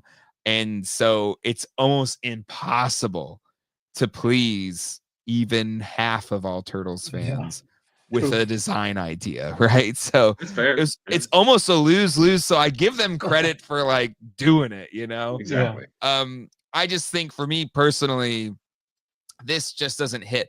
I do agree Dinosaurs is $91, but Dinosaurs was kind of its own design aesthetic. Dinosaurs was not Teenage Mutant Ninja Turtles. Dinosaurs was very like a lot of the older characters, very normal human proportions. Like he's a dad, he's got dad bod or whatever, a little bit bigger, a little bit softer around the midsection, which there's nothing wrong with that within its design context. But as Quip's saying, that wasn't really the look of, even the Turtles figures were very fit, and Bebop and Rocksteady were very fit in the 80s version, So I mean, whatever. Like we're talking about made up characters, so I don't want to like get too far into it. And Toka and Razor, didn't kind of have this look. Cross Contour has been one of the biggest critics of our commentary right now in the chat. But to me, it just, these don't strike it. But if you dig it, like Cross Contour thinks, then good for you. I think that's awesome. And Cross Contour, I'm sorry, we don't mean to whine about everything, I promise. This is our opinions. If we like it, we like it. If we don't, we don't. If you like it, we love it. Go for it. We love that for you. And Dolars, you're more than welcome to come on and yell at us. You're more than welcome, my friend. You actually have the login access for the StreamYard, so you're more than welcome to jump in if you want to. He's gonna come in. He's gonna crash. But I'm curious for the chat. I'm curious in the chat, actually. Let's do Make a poll. Yeah. Let's do a poll. Do you like this look for Bebop and Rocksteady? Oh, I gotta fix my and. Yes, no. Easy poll. It's a yes or no. Do you like it or do you not? I think this is one of those designs whereby you look at it at first, it's a bit of a stock response, and then it slowly will grow on you the more you just glaze at them, See, I'm seeing them now again after maybe 2-3 minutes. I think I am more pleasing to me now than before. So yeah, it grows on you. We'll see. Or Ryan Joel make a skit about us in the 2026 Jeffries. That's fine. Oh goodness. Okay. We'll put the poll out. You all can share your thoughts and opinions, and we'll have them represented here on the channel. And yeah, it'd be cool. Like Krang, Baxter Stockman. Like, yeah, I'd be cool to do it and see it. Again, I give NECA all the credit in the world for actually doing the damn thing. Because there's no way there wouldn't be some type of strong response to it, even if a majority did like it. Currently, the poll has 83 votes. Keep getting your votes in. And once we get to 100, I'll cap the poll. We have 385 people watching at this very moment. We got a super chat here. It's a great idea, Quip. I can now use Bebop for my Power Rangers movie cost display with Goldar. See, there you go. There you go. Soulcraft says, what would Jim do? Not this. Black Phoenix, they look terrible. Turbo. Ryan So Toll. Turbo. I will Terrible. say this. I want to clarify. I don't think these figures look terrible. I just don't think they fit the Jim Henson 1990s TMNT aesthetic. These are cool looking figures. If this was coming from like some third party, right? Like Medi Toys. If Medi Toys did this Bebop and Rocksteady, we'd be like, oh, these are cool, right? It's because of the target that they set for this particular toy. Or they both, or also like if like you were saying, two different body styles, you know, like Rocksteady's maybe a little, you know, chunkier, and maybe Bebop's like maybe thinner and more buff or something. Like, you know, change up. It almost looks they're very similar body styles too, and they don't really separate all that much. All right, so the chat, there's over 100 votes. I'm ending the poll right now. Gentlemen, where do you think the chat landed on? Did they like it or not like it? You think most liked it, Ace? Okay. Thumbs up, yeah, I think so. Quip, what do you think? I think most people are going to say that they don't like it. Between the two of you, both picked either side. Quip, you are the correct one. 56% of you said no, you didn't like it, but that's not Close a call. huge. It's so close. Yeah. It's almost 50-50. 43% said yes. And honestly, I think no matter what you would have done, if you're going to try to make 90s style Bebop and Rocksteady, it was probably going to be 50-50. Half the people were going to be pissed, and half the people was like, it's fun. And I think that's about where we are, but slightly on the not so hot about them. All right, let's keep going on here. The monster reveals were a ton of fun. I love that they went with the what's this one called again? Metaluna Mutant. Metaluna Mutant, thank you. As Krang. I think this design is so freaking cool. Even if you don't even care about Ninja Turtles, this is just a cool looking toy. This is phenomenal. Ace, you see you're excited over there. What do you like about this figure? I think number one, it seems to be like the year or the generation or something of crossovers, and this is just great artistry, right? To use those designs, those colors, those, you know, the 3D goggles, right? It's beautiful, nice, artistic. Yeah, it does look like art. Quip, what's your thoughts?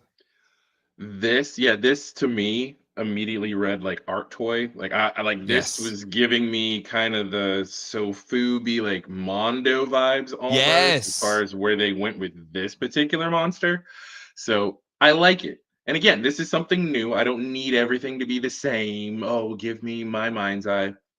Because clearly their mind's eye of this crossover far exceeded what I could have thought of, created, and even put into reality. So this is superb. This is spectacular what they've done here. Yeah, this is so cool. Again, this transcends Turtles. Just like, this is a cool toy. This is a damn cool toy. And I guess the paint. This is a paint master. I don't think this has articulation yet by the looks of it. Like if they pull off this paint as a retail figure, like holy crap, that's so damn cool. Like bravo. And then we've also got Shredder as Dracula. Brilliant. Absolutely brilliant. I don't know if I ever thought about that before. Like he should be Dracula in the Universal Monsters Turtles line. But I love he has the dead rat in his hand. That's so cool. And his little turtle with a candle on top of it. This thing is just cool as hell. I love it. And then this, we've got Donatello and Michelangelo as which monster is this? They just called it the two-headed turtle. It's a two-headed monster. Okay. I don't know what it's referencing because the The NECA, we call it the Universal Monsters line, but depending on whether Universal actually owns that monster or not, if you look at the packaging, sometimes it's just NECA Monsters. So I think this Okay. is falling into the NECA Monsters bucket. So it's a crossover, but it's not necessarily a Universal movie. Okay, I'm seeing here inspired by Ray There you go. Harryhausen, so Yeah. troglodyte kind of thing. Again, this one just looks really cool. Yeah. And they picked the best two turtles for it, right? Best If they're two? going to cooperate. Best two? Otherwise, Uh, you know, because yeah, because I mean, Raph and Leo, that would not be a good they would be combination. fighting each other the whole They time. would be Exactly. fighting. But here, this is that Pizza Dude's got 30 seconds scene with Donnie and Mikey, but they're just together waiting for the pizza. Yeah. Yeah, so you're not saying these are the best two turtles. You're saying these are the best two compatibility wise to share a body. Combination. Yes. Right. I said what I said, but take it however you want. But I love it. I love it. And then we also got more 2013 or 2012 turtles. I think we had Leo and Mikey at Comic-Con. And we got more. We got the Shredder that looks pretty solid. Yeah. Quip, you said Shredder makes or breaks the line. How do you feel about the 2012 NECA Shredder? This NECA 2012 Shredder looks really good. I guess the Shredder that I'm referring to that kind of was a letdown, and not just from me, just objectively from my daughter, who 2012 is her Turtles, right? Even though she was born well after it, 2012 that's what she claims is her Turtles. So I got her the Playmates reissue, and she wasn't a fan of that Shredder. Splinter was on point, Turtles on model, but that Playmates Shredder she just didn't really love. But I'm sure if she saw this, she'd be all about it. I haven't showed her this yet, so I can let you know in the Discord, see how she receives it. But I personally like it, and I like that he comes again with the Utrom, right? So yeah, and the Utrom looks good as well. Yeah, like it looks good. It looks straight out of the show.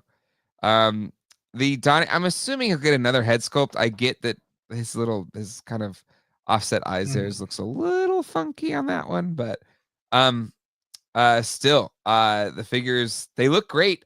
This is where I'm not buying the reissues of 2012 Turtles because no, I think I still have all my original ones I bought in a tub somewhere. But this could get me to maybe buy something. The 2012 show I think is the best animated show out of all of them. So that I could want like the ultimate version of those looks of the figures. So and then Arturo says each turtle has 3 head sculpts. So cool. We'll get more head sculpts for Donatello there. Cool. All right, let's keep moving on here. More stuff from NECA, some more Ben Cooper style figures of Krampus. Wow. And what's this guy? I don't remember. Look in the background though. That's the dude from oh my goodness, House of a Thousand Corpses. Captain. Oh my goodness, why am I forgetting? It's bugging me. Somebody's gonna get it in the chat, but I'll look for the chat. Chat, help me out. Captain Spaulding. There you go. Okay. All right. Perfect. But really, if you look in the background, so the foreground is the most recent wave, right? Where it kind of has like a holiday theme, where they have Christmas and 4th of July, and then I believe they have like Halloween and Thanksgiving. There you go. Yeah.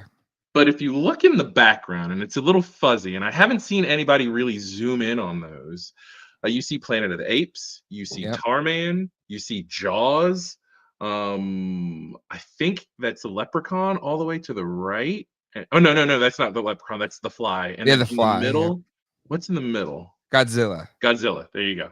So they revealed another wave of the Ben Cooper kids. So Ian J, prepare your wallet. You got to get all these. Stay Ben Cooper Elite. Yeah. So I saw them and I was like, okay, people love this Ben Cooper line. It's fun. It's cool. They're doing figures this scale. And now I'm just thinking of it, right? Because if you think about the scale of the Muppets, now I like what they're doing with their Sesame Street line, but the criticism that they're too big, like you can't really display them. Like, think of a kid talking to Elmo, or a kid talking to, well, don't think of a kid talking to Elmo. I don't want you to punch your computer screen. Think of a kid talking to Grover. There you go. And just comparing their heights. Now, these kids might go well with, and we'll get into it, some of the other figures that they may have teased or other releases in that line.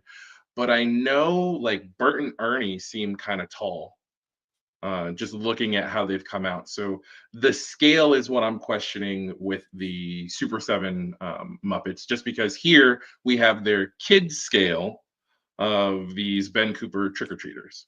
So I'm thinking, if you're gonna, now I understand they're different scales, they're gonna go together differently, but just in my head movies, I'm giving you a glimpse into how my mind works when it comes to collecting. Your own head canon, yeah. Yeah.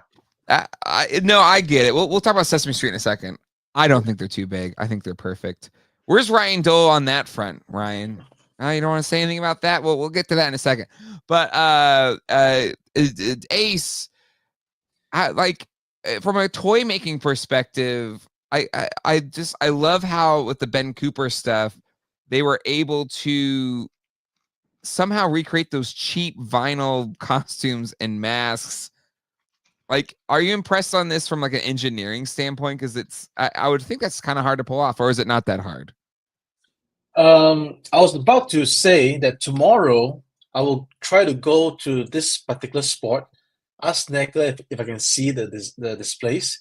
I'll take clear pictures for you, Jay, and I'll see exactly what you're talking about to give you the conclusion answer. Yeah. Okay. All Awesome. right. Very good. Very good. All right. All right, let's keep moving on here. I know my buddy John's gonna be pumped about this. We've got Jaws Ultimate figures. I think this was on your prediction list, Quip, that it wouldn't be the cloth goods. We would actually get Ultimate figures, and lo and behold, we are getting Ultimate figures of Hooper and Quint. Still no Brody because of the family, wishing for anything being made with his likeness on it to be made in America. Or at least I think just not in China. I don't, whatever the rules are. Okay. So that's why we don't have a Brody. We probably won't get a Brody unless something changes significantly. But still, these figures look phenomenal. But the one I'm most excited about is this Bruce 50th anniversary, the Game of Jaws set, where, if you don't know, one of the original merch for the movie when it came out was a game that you would try to fish out little pieces of junk in the Jaws' mouth, and then if you hit it, the mouth would close on you. Well, now you're getting a pretty darn good recreation of Bruce the shark from Jaws, and then a bunch of awesome material that's inside of his mouth. And it's not exactly one-to-one to the original toy. They're actually little pieces of props that were from the original movie. Gentlemen, what are your thoughts on these releases? Quip, I'll give it to you since you accurately predicted that we would get Ultimates Jaws stuff. I am a big fan of the Bruce. I think it's clever that they're selling it as a game versus a figure, right? But they also put it side by side with the figures so that you can see how it scales. It looks like one of those figures could easily fit in their mouth. You need the Quint. You need the Quint to fit in his mouth, and it looks like it should. Just saying. There you go. And so me growing up in Southern California, right, fellow former San Diegan, not being too far from Universal Studios Hollywood and going on the backlot tour. I know we've talked about it a little bit in the chats of, do we need do I need a backlot tour kind of mini area? Because NECA's done King Kong. Sure. Or if you want to do just kind of a Universal Studios tribute, right, to the different rides. You've got the E.T. figure, you could do King Kong, you could do Bruce now. So just kind of thinking of, and then you could even have a couple of the Universal monsters that used to kind of walk up. So I love it, but it touches something in my mind as far as it kind of hits me, as Dole would put it, right in the heart nerds of of what is nostalgic to me of a more innocent time, right? And it's kind of funny to say that about a monster shark, but yeah, I remember being, oh my goodness, scared of it, and then recently going on vacation to Universal Studios Hollywood with my daughter, and I'm looking at her like, I know it's gonna happen at this part. I know it's gonna happen. And of course, she's like, ah, is that real? No, it's a robot, but it's kind of fun. No, I love it. I love it. People, Ace, people in the chat are saying maybe you could make a Brody-esque kind of figure to fill in here on the list. We need to make the fisherman. Yeah, the fisherman. Yeah, exactly. Yeah. But yeah, this is cool. Pumped for the Jaws fans out there. And again, I think just this Bruce is so cool. Even if you're not like a diehard, it to your point, Quip, it's like such an iconic character. If not one of the most iconic monsters. Like if you got a King Kong, if you got a Godzilla, you got to add Bruce the Shark to the ranks. So so that's pretty cool. It would be great if the Bruce Shark is actually articulated at least at the head. But yeah, I wonder so, if right? if it's got some kind of. Then you need like a vinyl body. Pretty much like a Mattel Jurassic Park dinosaur, whereby there's ABS inside, and you have a vinyl over layer. So this would be really cool if that was there, and then you can at least move the head cool. and the jaws. So that'd be nice. At least to like the original Bruce, animatronic, which had a bit of a back and forth to the head and the tail and the jaw. So yeah, that would be really cool. It'd be really, really cool. Keeping it moving here, we got some Beetlejuice stuff. I love that we're getting the baby Beetlejuice and more things for Beetlejuice. A little bit late, the movie already came out, but a very successful movie. So always down for more Beetlejuice love. Still love that we're gonna. Have these hit? I don't think this one has hit shelves yet. The tour guide one when we first saw Beetlejuice from the first film. I feel like I know people have pre-ordered it. I don't know that I've seen any in-hand reviews yet, but that's just me. I'm not.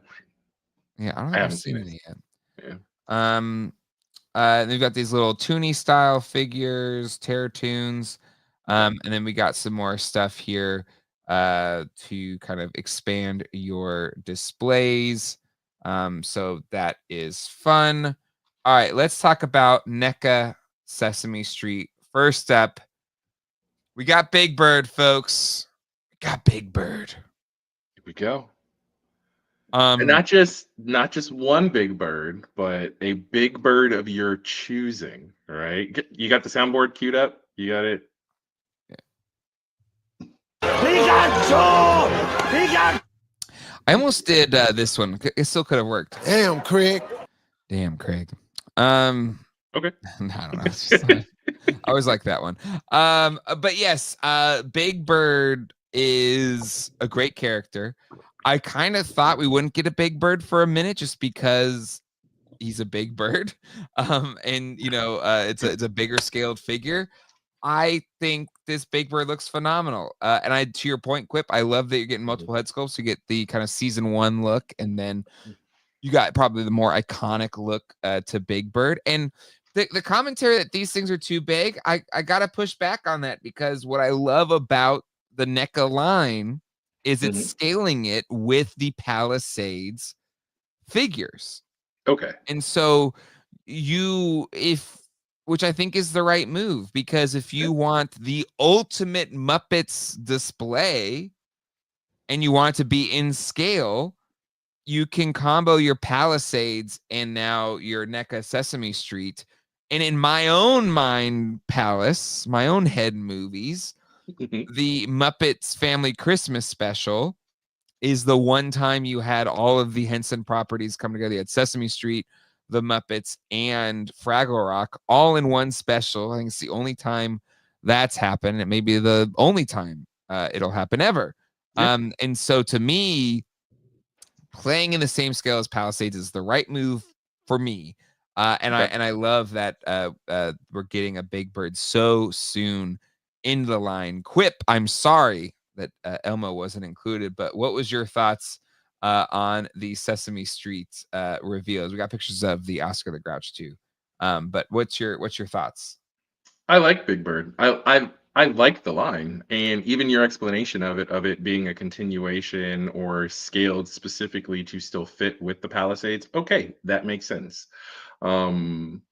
I personally, I don't know if I'm just misremembering. I'm trying to pull up a couple of images of Big Bird with Ernie and Bert.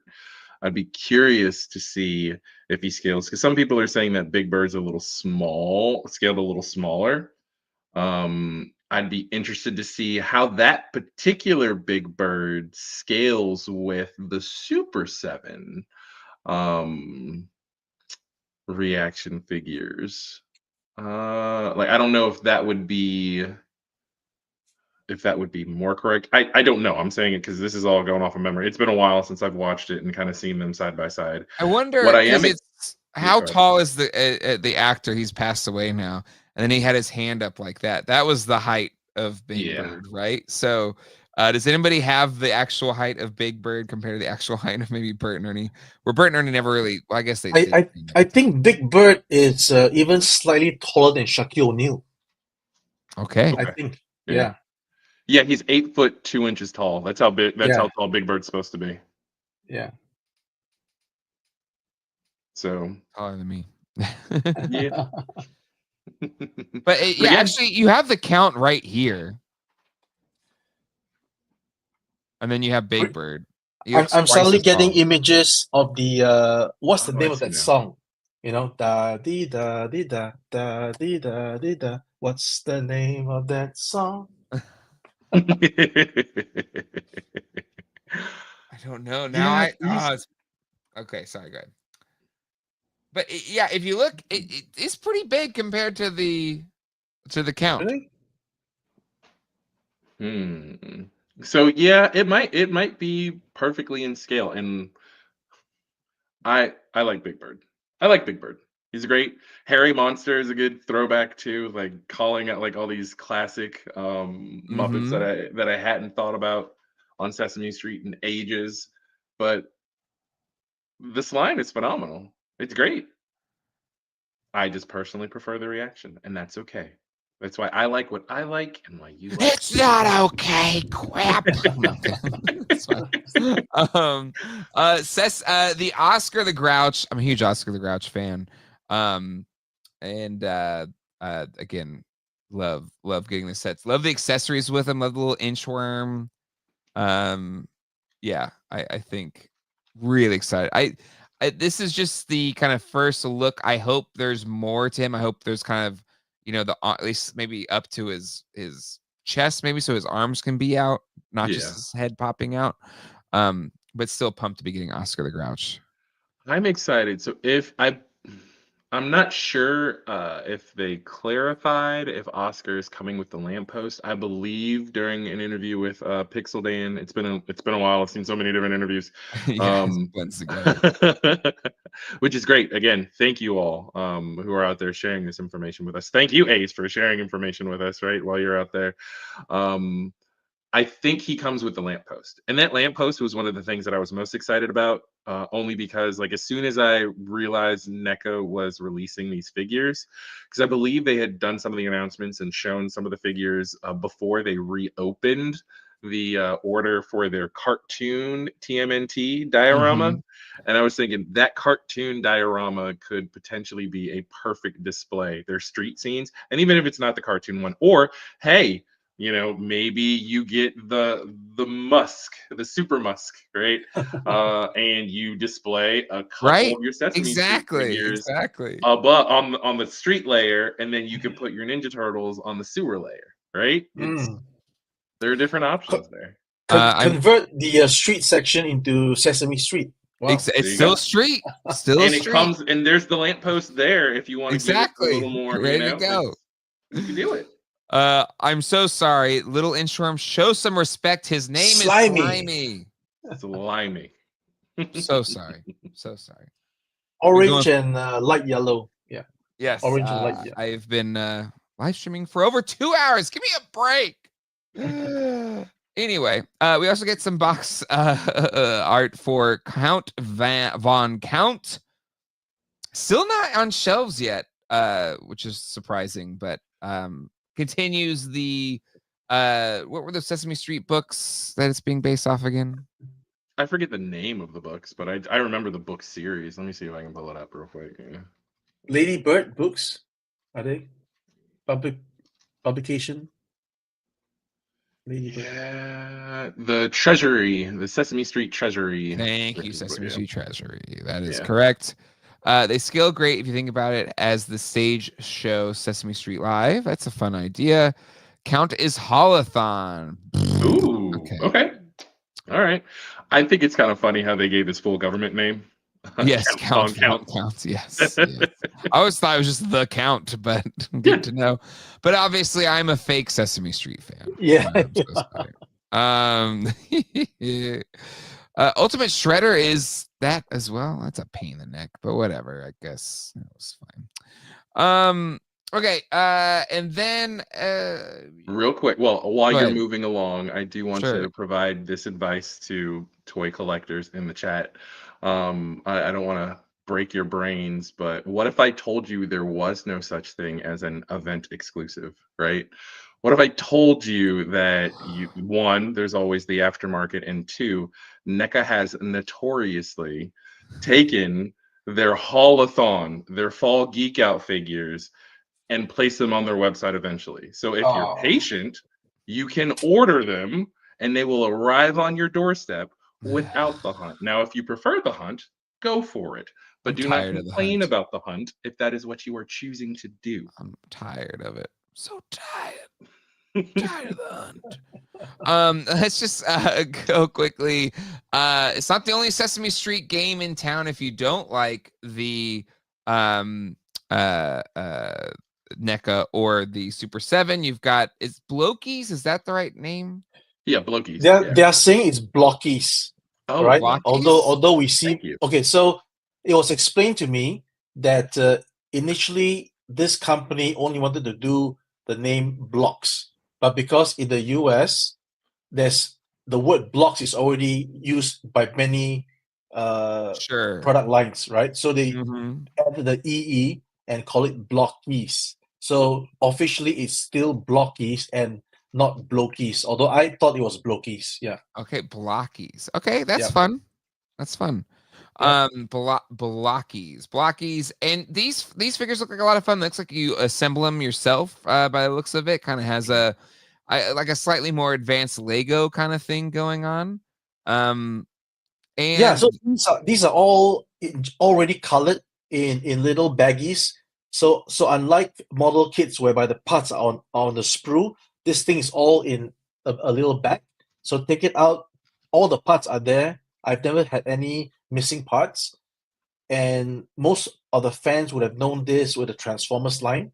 So they have Transformers, they have Saint Seiya, they have Minions, they have Sesame Street. So yeah, Blockies, very good stuff. that's awesome. I think that's Yeah, fun. very smooth. I think it's a lot of fun, and the colors are great on these. The plastic looks. I'm curious, Ace. Like to ABS. me, Lego plastic is undefeated. Just in terms of like the quality, just the look to it, and the plastic here looks really, really nice. Yeah, these are very smooth. You plug the ball joint into the hole, it's moving very smoothly. It's very nice. Yep. But is there something to like the quality of plastic to make it like this vibrant? You know, like I just sometimes I feel it's too muted. I would say. Can you hear me? Yeah, you sound great. Yeah, Okay. Yeah, so I would say that again, it is the polishing of the tooling that allows the ball joint to be so smooth that it locks in and it's all very smooth. So it's all about the polishing, and then so obviously even beyond the joints, you're mentioning the joints working well, but just the whole thing has a really nice look to it. So is that true of the whole tooling or the whole tool to make it look that nice when it's pulled? Okay. That's right, and also it is ABS, right? And then the ABS could have just slight different durometers, and also because of the wall thickness of the part, it's not a thin ABS part; it's quite thick. So that also accounts to the feeling in your hand about the quality of the plastic. Gotcha. Okay, that's good to know. Brian Brink says Transformers are blind boxes. I wonder if these will be the same. Doesn't look like it. Looks like you just buy Big Bird or Elmo or Abby or Cookie Monster. So there you go. But look at Elmo. He looks great. I really love that Elmo figure. I should probably pick that one up. Really excited that he's there in that line. Another little thing out of there is Werebears. We're here. There's a few comments in the chat over the past couple of days like, hey, you gotta talk about Werebears? Here it is, Werebears. There you go. Werebears. Where are the bears? They're in New York for New York Toy Fair. So for those that are fans of Werebears, you're getting your chance right now. Whew, okay. There's even more and more stuff. This is the most of what we could cover. And the thing is like we're not doing live stream out there. It's going to be plenty of others that cover so much more. Go check those out as well. But gentlemen, it's the end of the show. And the title of this episode is Best and Worst of 2025 New York Toy Fair. So now I'm going to hand it over to you, Ace, then you, Quip, then I'll share myself. People in the chat, I want you to be thinking what yours are. Our poll has 4 slots, so I'm going to put 4 things in there for best and 4 things in there for worst. But Ace, I know you haven't seen everything, but at least you saw some stuff with us here today. What would be your best reveal of New York Toy Fair weekend so far? I think there is a new toy concept where it has a farting sound. Has that been covered? No, I don't think we've talked about the farting toy. What's that? Yeah, there's a toy that makes farting sounds. And I'll take a picture tomorrow and show you, Jay. Nice. So again, New York Toy Fair is not just about the toys that we are focused on with our nostalgia and all these things. It's about new innovative items that's in the market. So among them, I think there's also another video of a dinosaur egg that's cracking out, the dinosaur. So these are really, I think. Yes, I saw that. Yes, and it has like the goo and yeah. So these two are already in my list of the best, because if you talk about a toy fair, you're talking about also the engineering, the thought process to make that particular toy, not just our action figure with the usual joints, just different sculpts and everything. So those two I've seen. I'm sure there's lots more. Okay, I was just browsing through, but those two I think it's quite phenomenal for the toy show. Awesome. Love that. Anything that's like, not so great, or are you just going to stay positive, which is fine, Ace? Not so great would be like the repetitive products that we see now and again, very simple, like even I think there was some tricycle toys being advertised, so these are the meh, because it's what we've seen time and again. So I respect that. Ace. Like as a toy maker, it's like I've seen it 100 times. I want something new. Make me feel alive again. Fart monster. I gotta find this fart monster. Yes. It was farting everywhere. Everywhere you go, you can hear the farting sound. So really, fart monsters. I guess on Instagram. Here we go. I'm trying to. I'm guessing this is it. Hold on. It looks like a whoopee cushion in a stuffed animal. Is that right? Yeah, it looks like the Sesame Street. Is this long. It? Hold on, let me see. I don't think it's. I don't know. It might be this one. This is like a whoopee cushion. It's this one. Yeah. It could be this one. Yeah, it could be. But I'll confirm tomorrow. Confirm tomorrow. Yeah. Yep. Okay. All right. There you go. Fart monsters. Okay. Quip. What's your best in show? Going off of just for me, because so many toy makers, so many cool things that we've seen. Kudos to you all for doing your best and putting it out there for folks like me to just look at and pick apart, right? I'm gonna say best in show. I got to go with the Jaws the game. I got to go with Bruce. Okay. All right. Yeah. It's for me personally. Yeah. I love it. And then worst in show. Worst in show. Let me think. I'm really trying to think because we've looked at so many things. I don't want to say just because of recency bias, but just from how we opened up the show, I'd have to say, well, no, because we talked about the price point on those. So that is to be what's expected. Worst in show. Is it a cop out for me to stay positive? Sure, Or it's first time doing a best and worst. If you're not feeling comfortable saying something's the worst, that's fine. yeah, I would say. Oh, you know what? Oh no, I got it. You know what I would say is the worst, just again because of a why. Not that it's a bad toy, but the Motu, the 6 points of articulation, Oh, Skeletor, and interesting. Okay, He-Man. so the vintage, yeah. Yeah, Why? Okay, why? okay, So it's baffling. I'm not saying they did a bad job. It's just I don't know why they would do that. okay. All right, Yeah. all right. Okay, so my best in show, it's tough for me because I think there's a lot of cool stuff from this show. I think for me personally, I kind of it's a mix of like what is it a good toy itself? Is it something that kind of shocked me, like it impressed me because I maybe wasn't expecting a certain level of something, and in kind of balancing all of those things out, I would say, and there's a lot of great reveals everywhere, right? I think NECA brought the heat. I think Mattel brought the heat, but the one that really impressed me was Loyal Subjects because Mhm. if the Jeffries has like the greatest improvement award or whatever, like we used to give them so much crap for their best action figures, right? And to go from where they started to where they are now, and again, we don't I guess we don't have these mask things in hand, but if they pull them off, if they can even come close to what Ace was able to pull off with his designs, right? The mask is really impressive.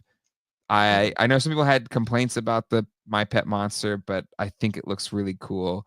The gem stuff looks really great. But I think my best in show is going to be Mask. I think it's just really really fun.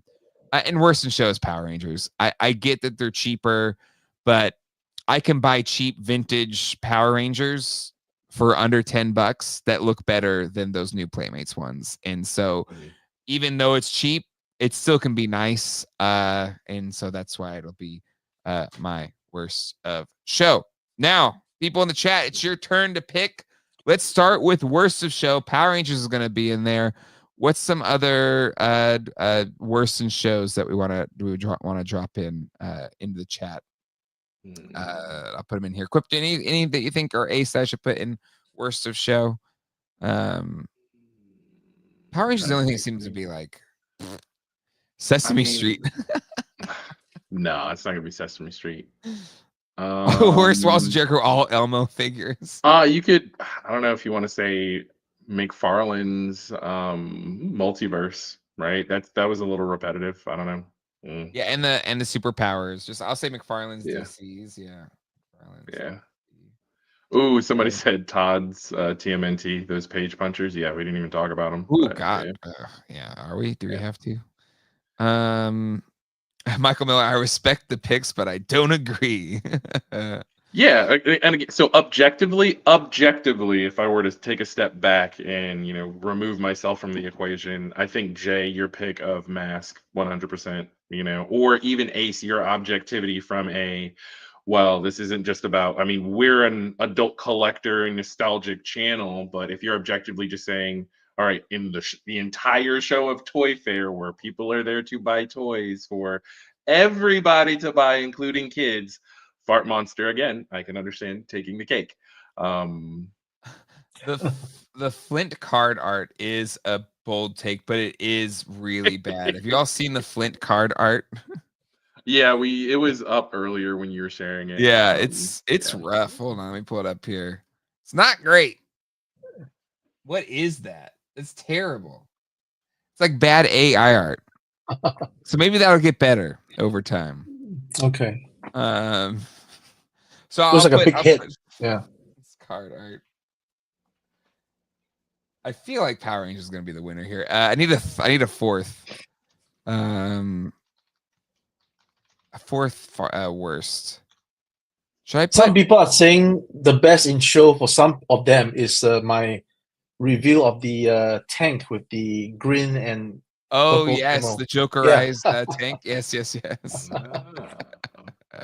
I love that. One of our highlights was absolutely meeting and hanging out with Ace and seeing the tank. There you Oh, go. hey, Google Jimmo. reviews everything. Jimmy. Again, meeting Ace. He's like a mayor of Toyville. No. People saying I don't have a fourth, I guess. Come on. Power Rangers twice, Jake.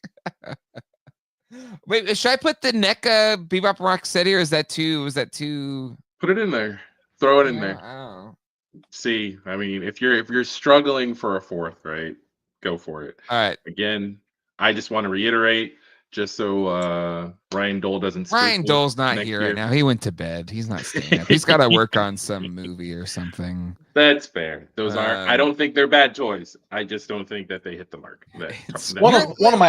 One of my highlight of the show is actually meeting 3 of the 4 Toy Anxiety crew. Yes. Yes. That's one of the big numbers. I'm not going there this weekend. Is not hanging out with all my friends. You included Ace. But next time I'll get my ass out there. Okay, it's looking like a runaway win here for Playmates Power Rangers. I'll give you a second. A few more votes want to come in.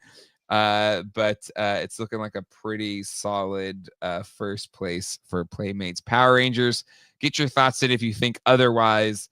But worst in show, looks like it's going to be Playmates Power Rangers. Take about 20 more votes. Get those in as soon as possible. Again, it's probably the most divisive of the reveals is those what if Bebop and Rocksteady figures for sure. Yeah, but I mean, we had a what if Stan Sakai, but Stan Sakai actually drew those and was part of the design process. Yes. You can't doubt those. Those were great. And the what if, I'm lukewarm on the what if cartoon robot Tokan Razak. Oh sure, yeah. I don't hate them though. I didn't have a visceral reaction to them upon seeing them though. So yep. Oh, all right. I'm gonna end the poll. Number 1, Power Rangers, 57% of the vote. Bebop Rocksteady got second place with 17% of the vote. McFarlane's DC 13%, and Flint's card art 11%. All right, best in show. This is gonna be tough because there's a lot of great stuff.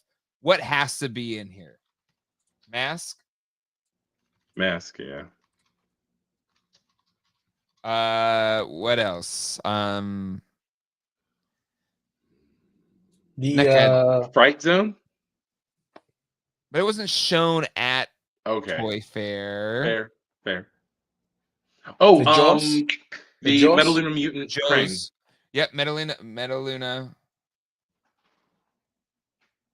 Krang. The Joes. Let's say, what do you want to say? Snake from the Joes, or I think the Snake. Yeah, probably the Snake would be the runaway. Yeah. You want to say McFarlane Mortal Kombat, or is that? No, that wasn't shown. That was. No, I mean, it was. I mean, kind of, but I don't. Those are just renders. So if I you're don't talking think they toys, burned a spot on the dais, but that's just me. We've got buddy? one more spot. I've got M.A.S.K, Metaluna Munit, Krang, and then G.I. Joe Snake. We need one more to vote on. Big Bird. Minecraft. Ooh, Big Bird. What about the Big Bird? Oh, Jaws. We could do Bruce. That was your pick for best. You could, but again, that's my personal pick. Well, again, if you're part of this, you're part of the crew here. So I'll put the Jaws, Bruce. Deep Space Niner actually called it out, and I forgot to mention it when we were looking at the Beetlejuice stuff. The Beetlejuice, the Beetlejuice figures were okay, but the accessory sets were really what is great about that Beetlejuice line. Yep. Yeah. I agree. All right, the poll is starting. Best in show. Again, this you could probably get a top 10 list, top 20 list. There's a lot of great stuff. but we've landed on M.A.S.K, Metaluna Mutant Krang, G.I. Joe Snake, Jaws Bruce. Let your voices be heard, folks. Put in your votes. And as we're getting those votes in, Ace, any final thoughts or things you want to share as we round out and close out this show tonight?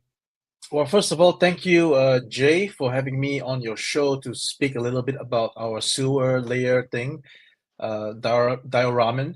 And tomorrow, like I said, I promise I will go to see if I can get into the NECA's booth and I'll take some clear pictures for you as well as other stuff.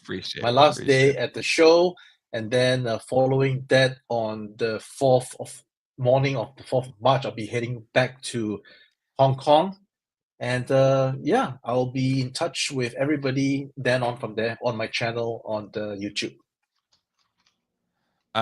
Yeah, it's really cool. Ace, you are aces, my friend. You have been engaged and connected with the toy community in such a great way, and hopefully the Super M.A.S.K goes and crushes her, as Cross Contour says here. Please buy the Super M.A.S.K. I need that phone booth tier unlocked. And Ace, the Machina Yeah. line is great. In this world, are you gonna kind of maybe wait to see how this loyal subjects things go before you keep doubling down on it, or where are you at with that? We have had some discussions with licensor, and I can't say too much now, but we will have to look and wait and see what comes of the coming months before I can have anything concrete to let the fans know of what will be the next steps. Understood. Folks, get in your votes. We have 5 votes left. Quip, any final thoughts from you as we close out this show? No, just again, thank you to Toy Arc, Paternia, Pixel Dan, Ace, YHS crew for just going out there, for sharing their experience with the rest of ToyTube so that we can sit in the comforts of our home, right? Ace traveled so far to be there, on business, and we get to just sit from the comforts of our home, chit-chatting about these toys. But I really appreciate everybody for sharing this information, and I appreciate the community. Yeah. Beautiful. I love it. And now we have over 100 votes. I'm going to end the poll. Top 4 in 4th place, Jaws Bruce with 10%. In 3rd, which is a shocker to me, G.I. Joe Snake Mech Suit with 24% of the vote. In 2nd place, Metaluna Mutant Krang with 28%. And best in show, according to the chat, is M.A.S.K. Great Crusaders. Something. All right. We teased at the beginning of this episode. We had a big bit of GDL news that we're going to close out this episode with. It's been over a year since John decided to focus on his toy shop and no longer do the Toy Geek show as it was at the time. Now that's a podcast. And now this is the Geek Dad live show. And it's been a whirlwind of guest hosts coming in, filling in with me when I do these on Sunday nights. But I have had the best time having Quip join me every single week for the past month or so. And so I threw it out to Quip if he'd be down to being the permanent co-host on this show, and Quip said yes. And so there you go, folks. Yeah. No one can replace John. He is one of my best friends. But Quip, you bring a great voice to the show, and really enjoy doing it with you. So everybody, give Quip any thoughts. Welcome. Yeah, you're official. It's quick. It's been fun, right? I think we have good energy. The feedback has been great from so many people. Again, so graciously accepting me stepping into this role and encouraging you to make me permanent host. I was trying to be quiet. I didn't want to. It was kind of that awkward. I didn't want to have the conversation with you. So Jay, what are we? Was it the state of the relationship conversation? Yeah, you know, I was just enjoying it. I didn't want to define it, didn't want to press, but yes, I am. It is with great just honor and humility that I accept your offer, of course, and I look forward to just talking toys and becoming a bigger part of the GDL brand. So, beautiful. Yeah. And it's true. Yeah. Now 2 geek dads hosting it as well. So, you know, it's the true people. Yeah. A stump quip segment. We'll have to figure out what you're thinking. You're not I'm not accessory I'm nowhere aficionado. near as encyclopedic as John. So that would get old real quick. I love it. But we'll find something. We will find something. And Tucker Prime, thank you for gifting 5 GDO family memberships. Welcome to the 5 new GDO family members. I got family. And on that note, we're gonna close things out here. Over almost 5 hours of content covering New York Toy Fair over the past couple days. Ace, my friend, get some rest, charge up, enjoy the last couple of days of Toy Fair. I'm sure we will cross each other's paths again. If you need to come on any point while the Super M.A.S.K is still going on, you have an open door invitation. But everybody else, please have the best start to your week. No After Dark today because this wasn't a super-sized episode, but we're back to normally scheduled stuff next week. But everybody take care, and until next time, hasta luego and goodbye. Have a great night, everybody.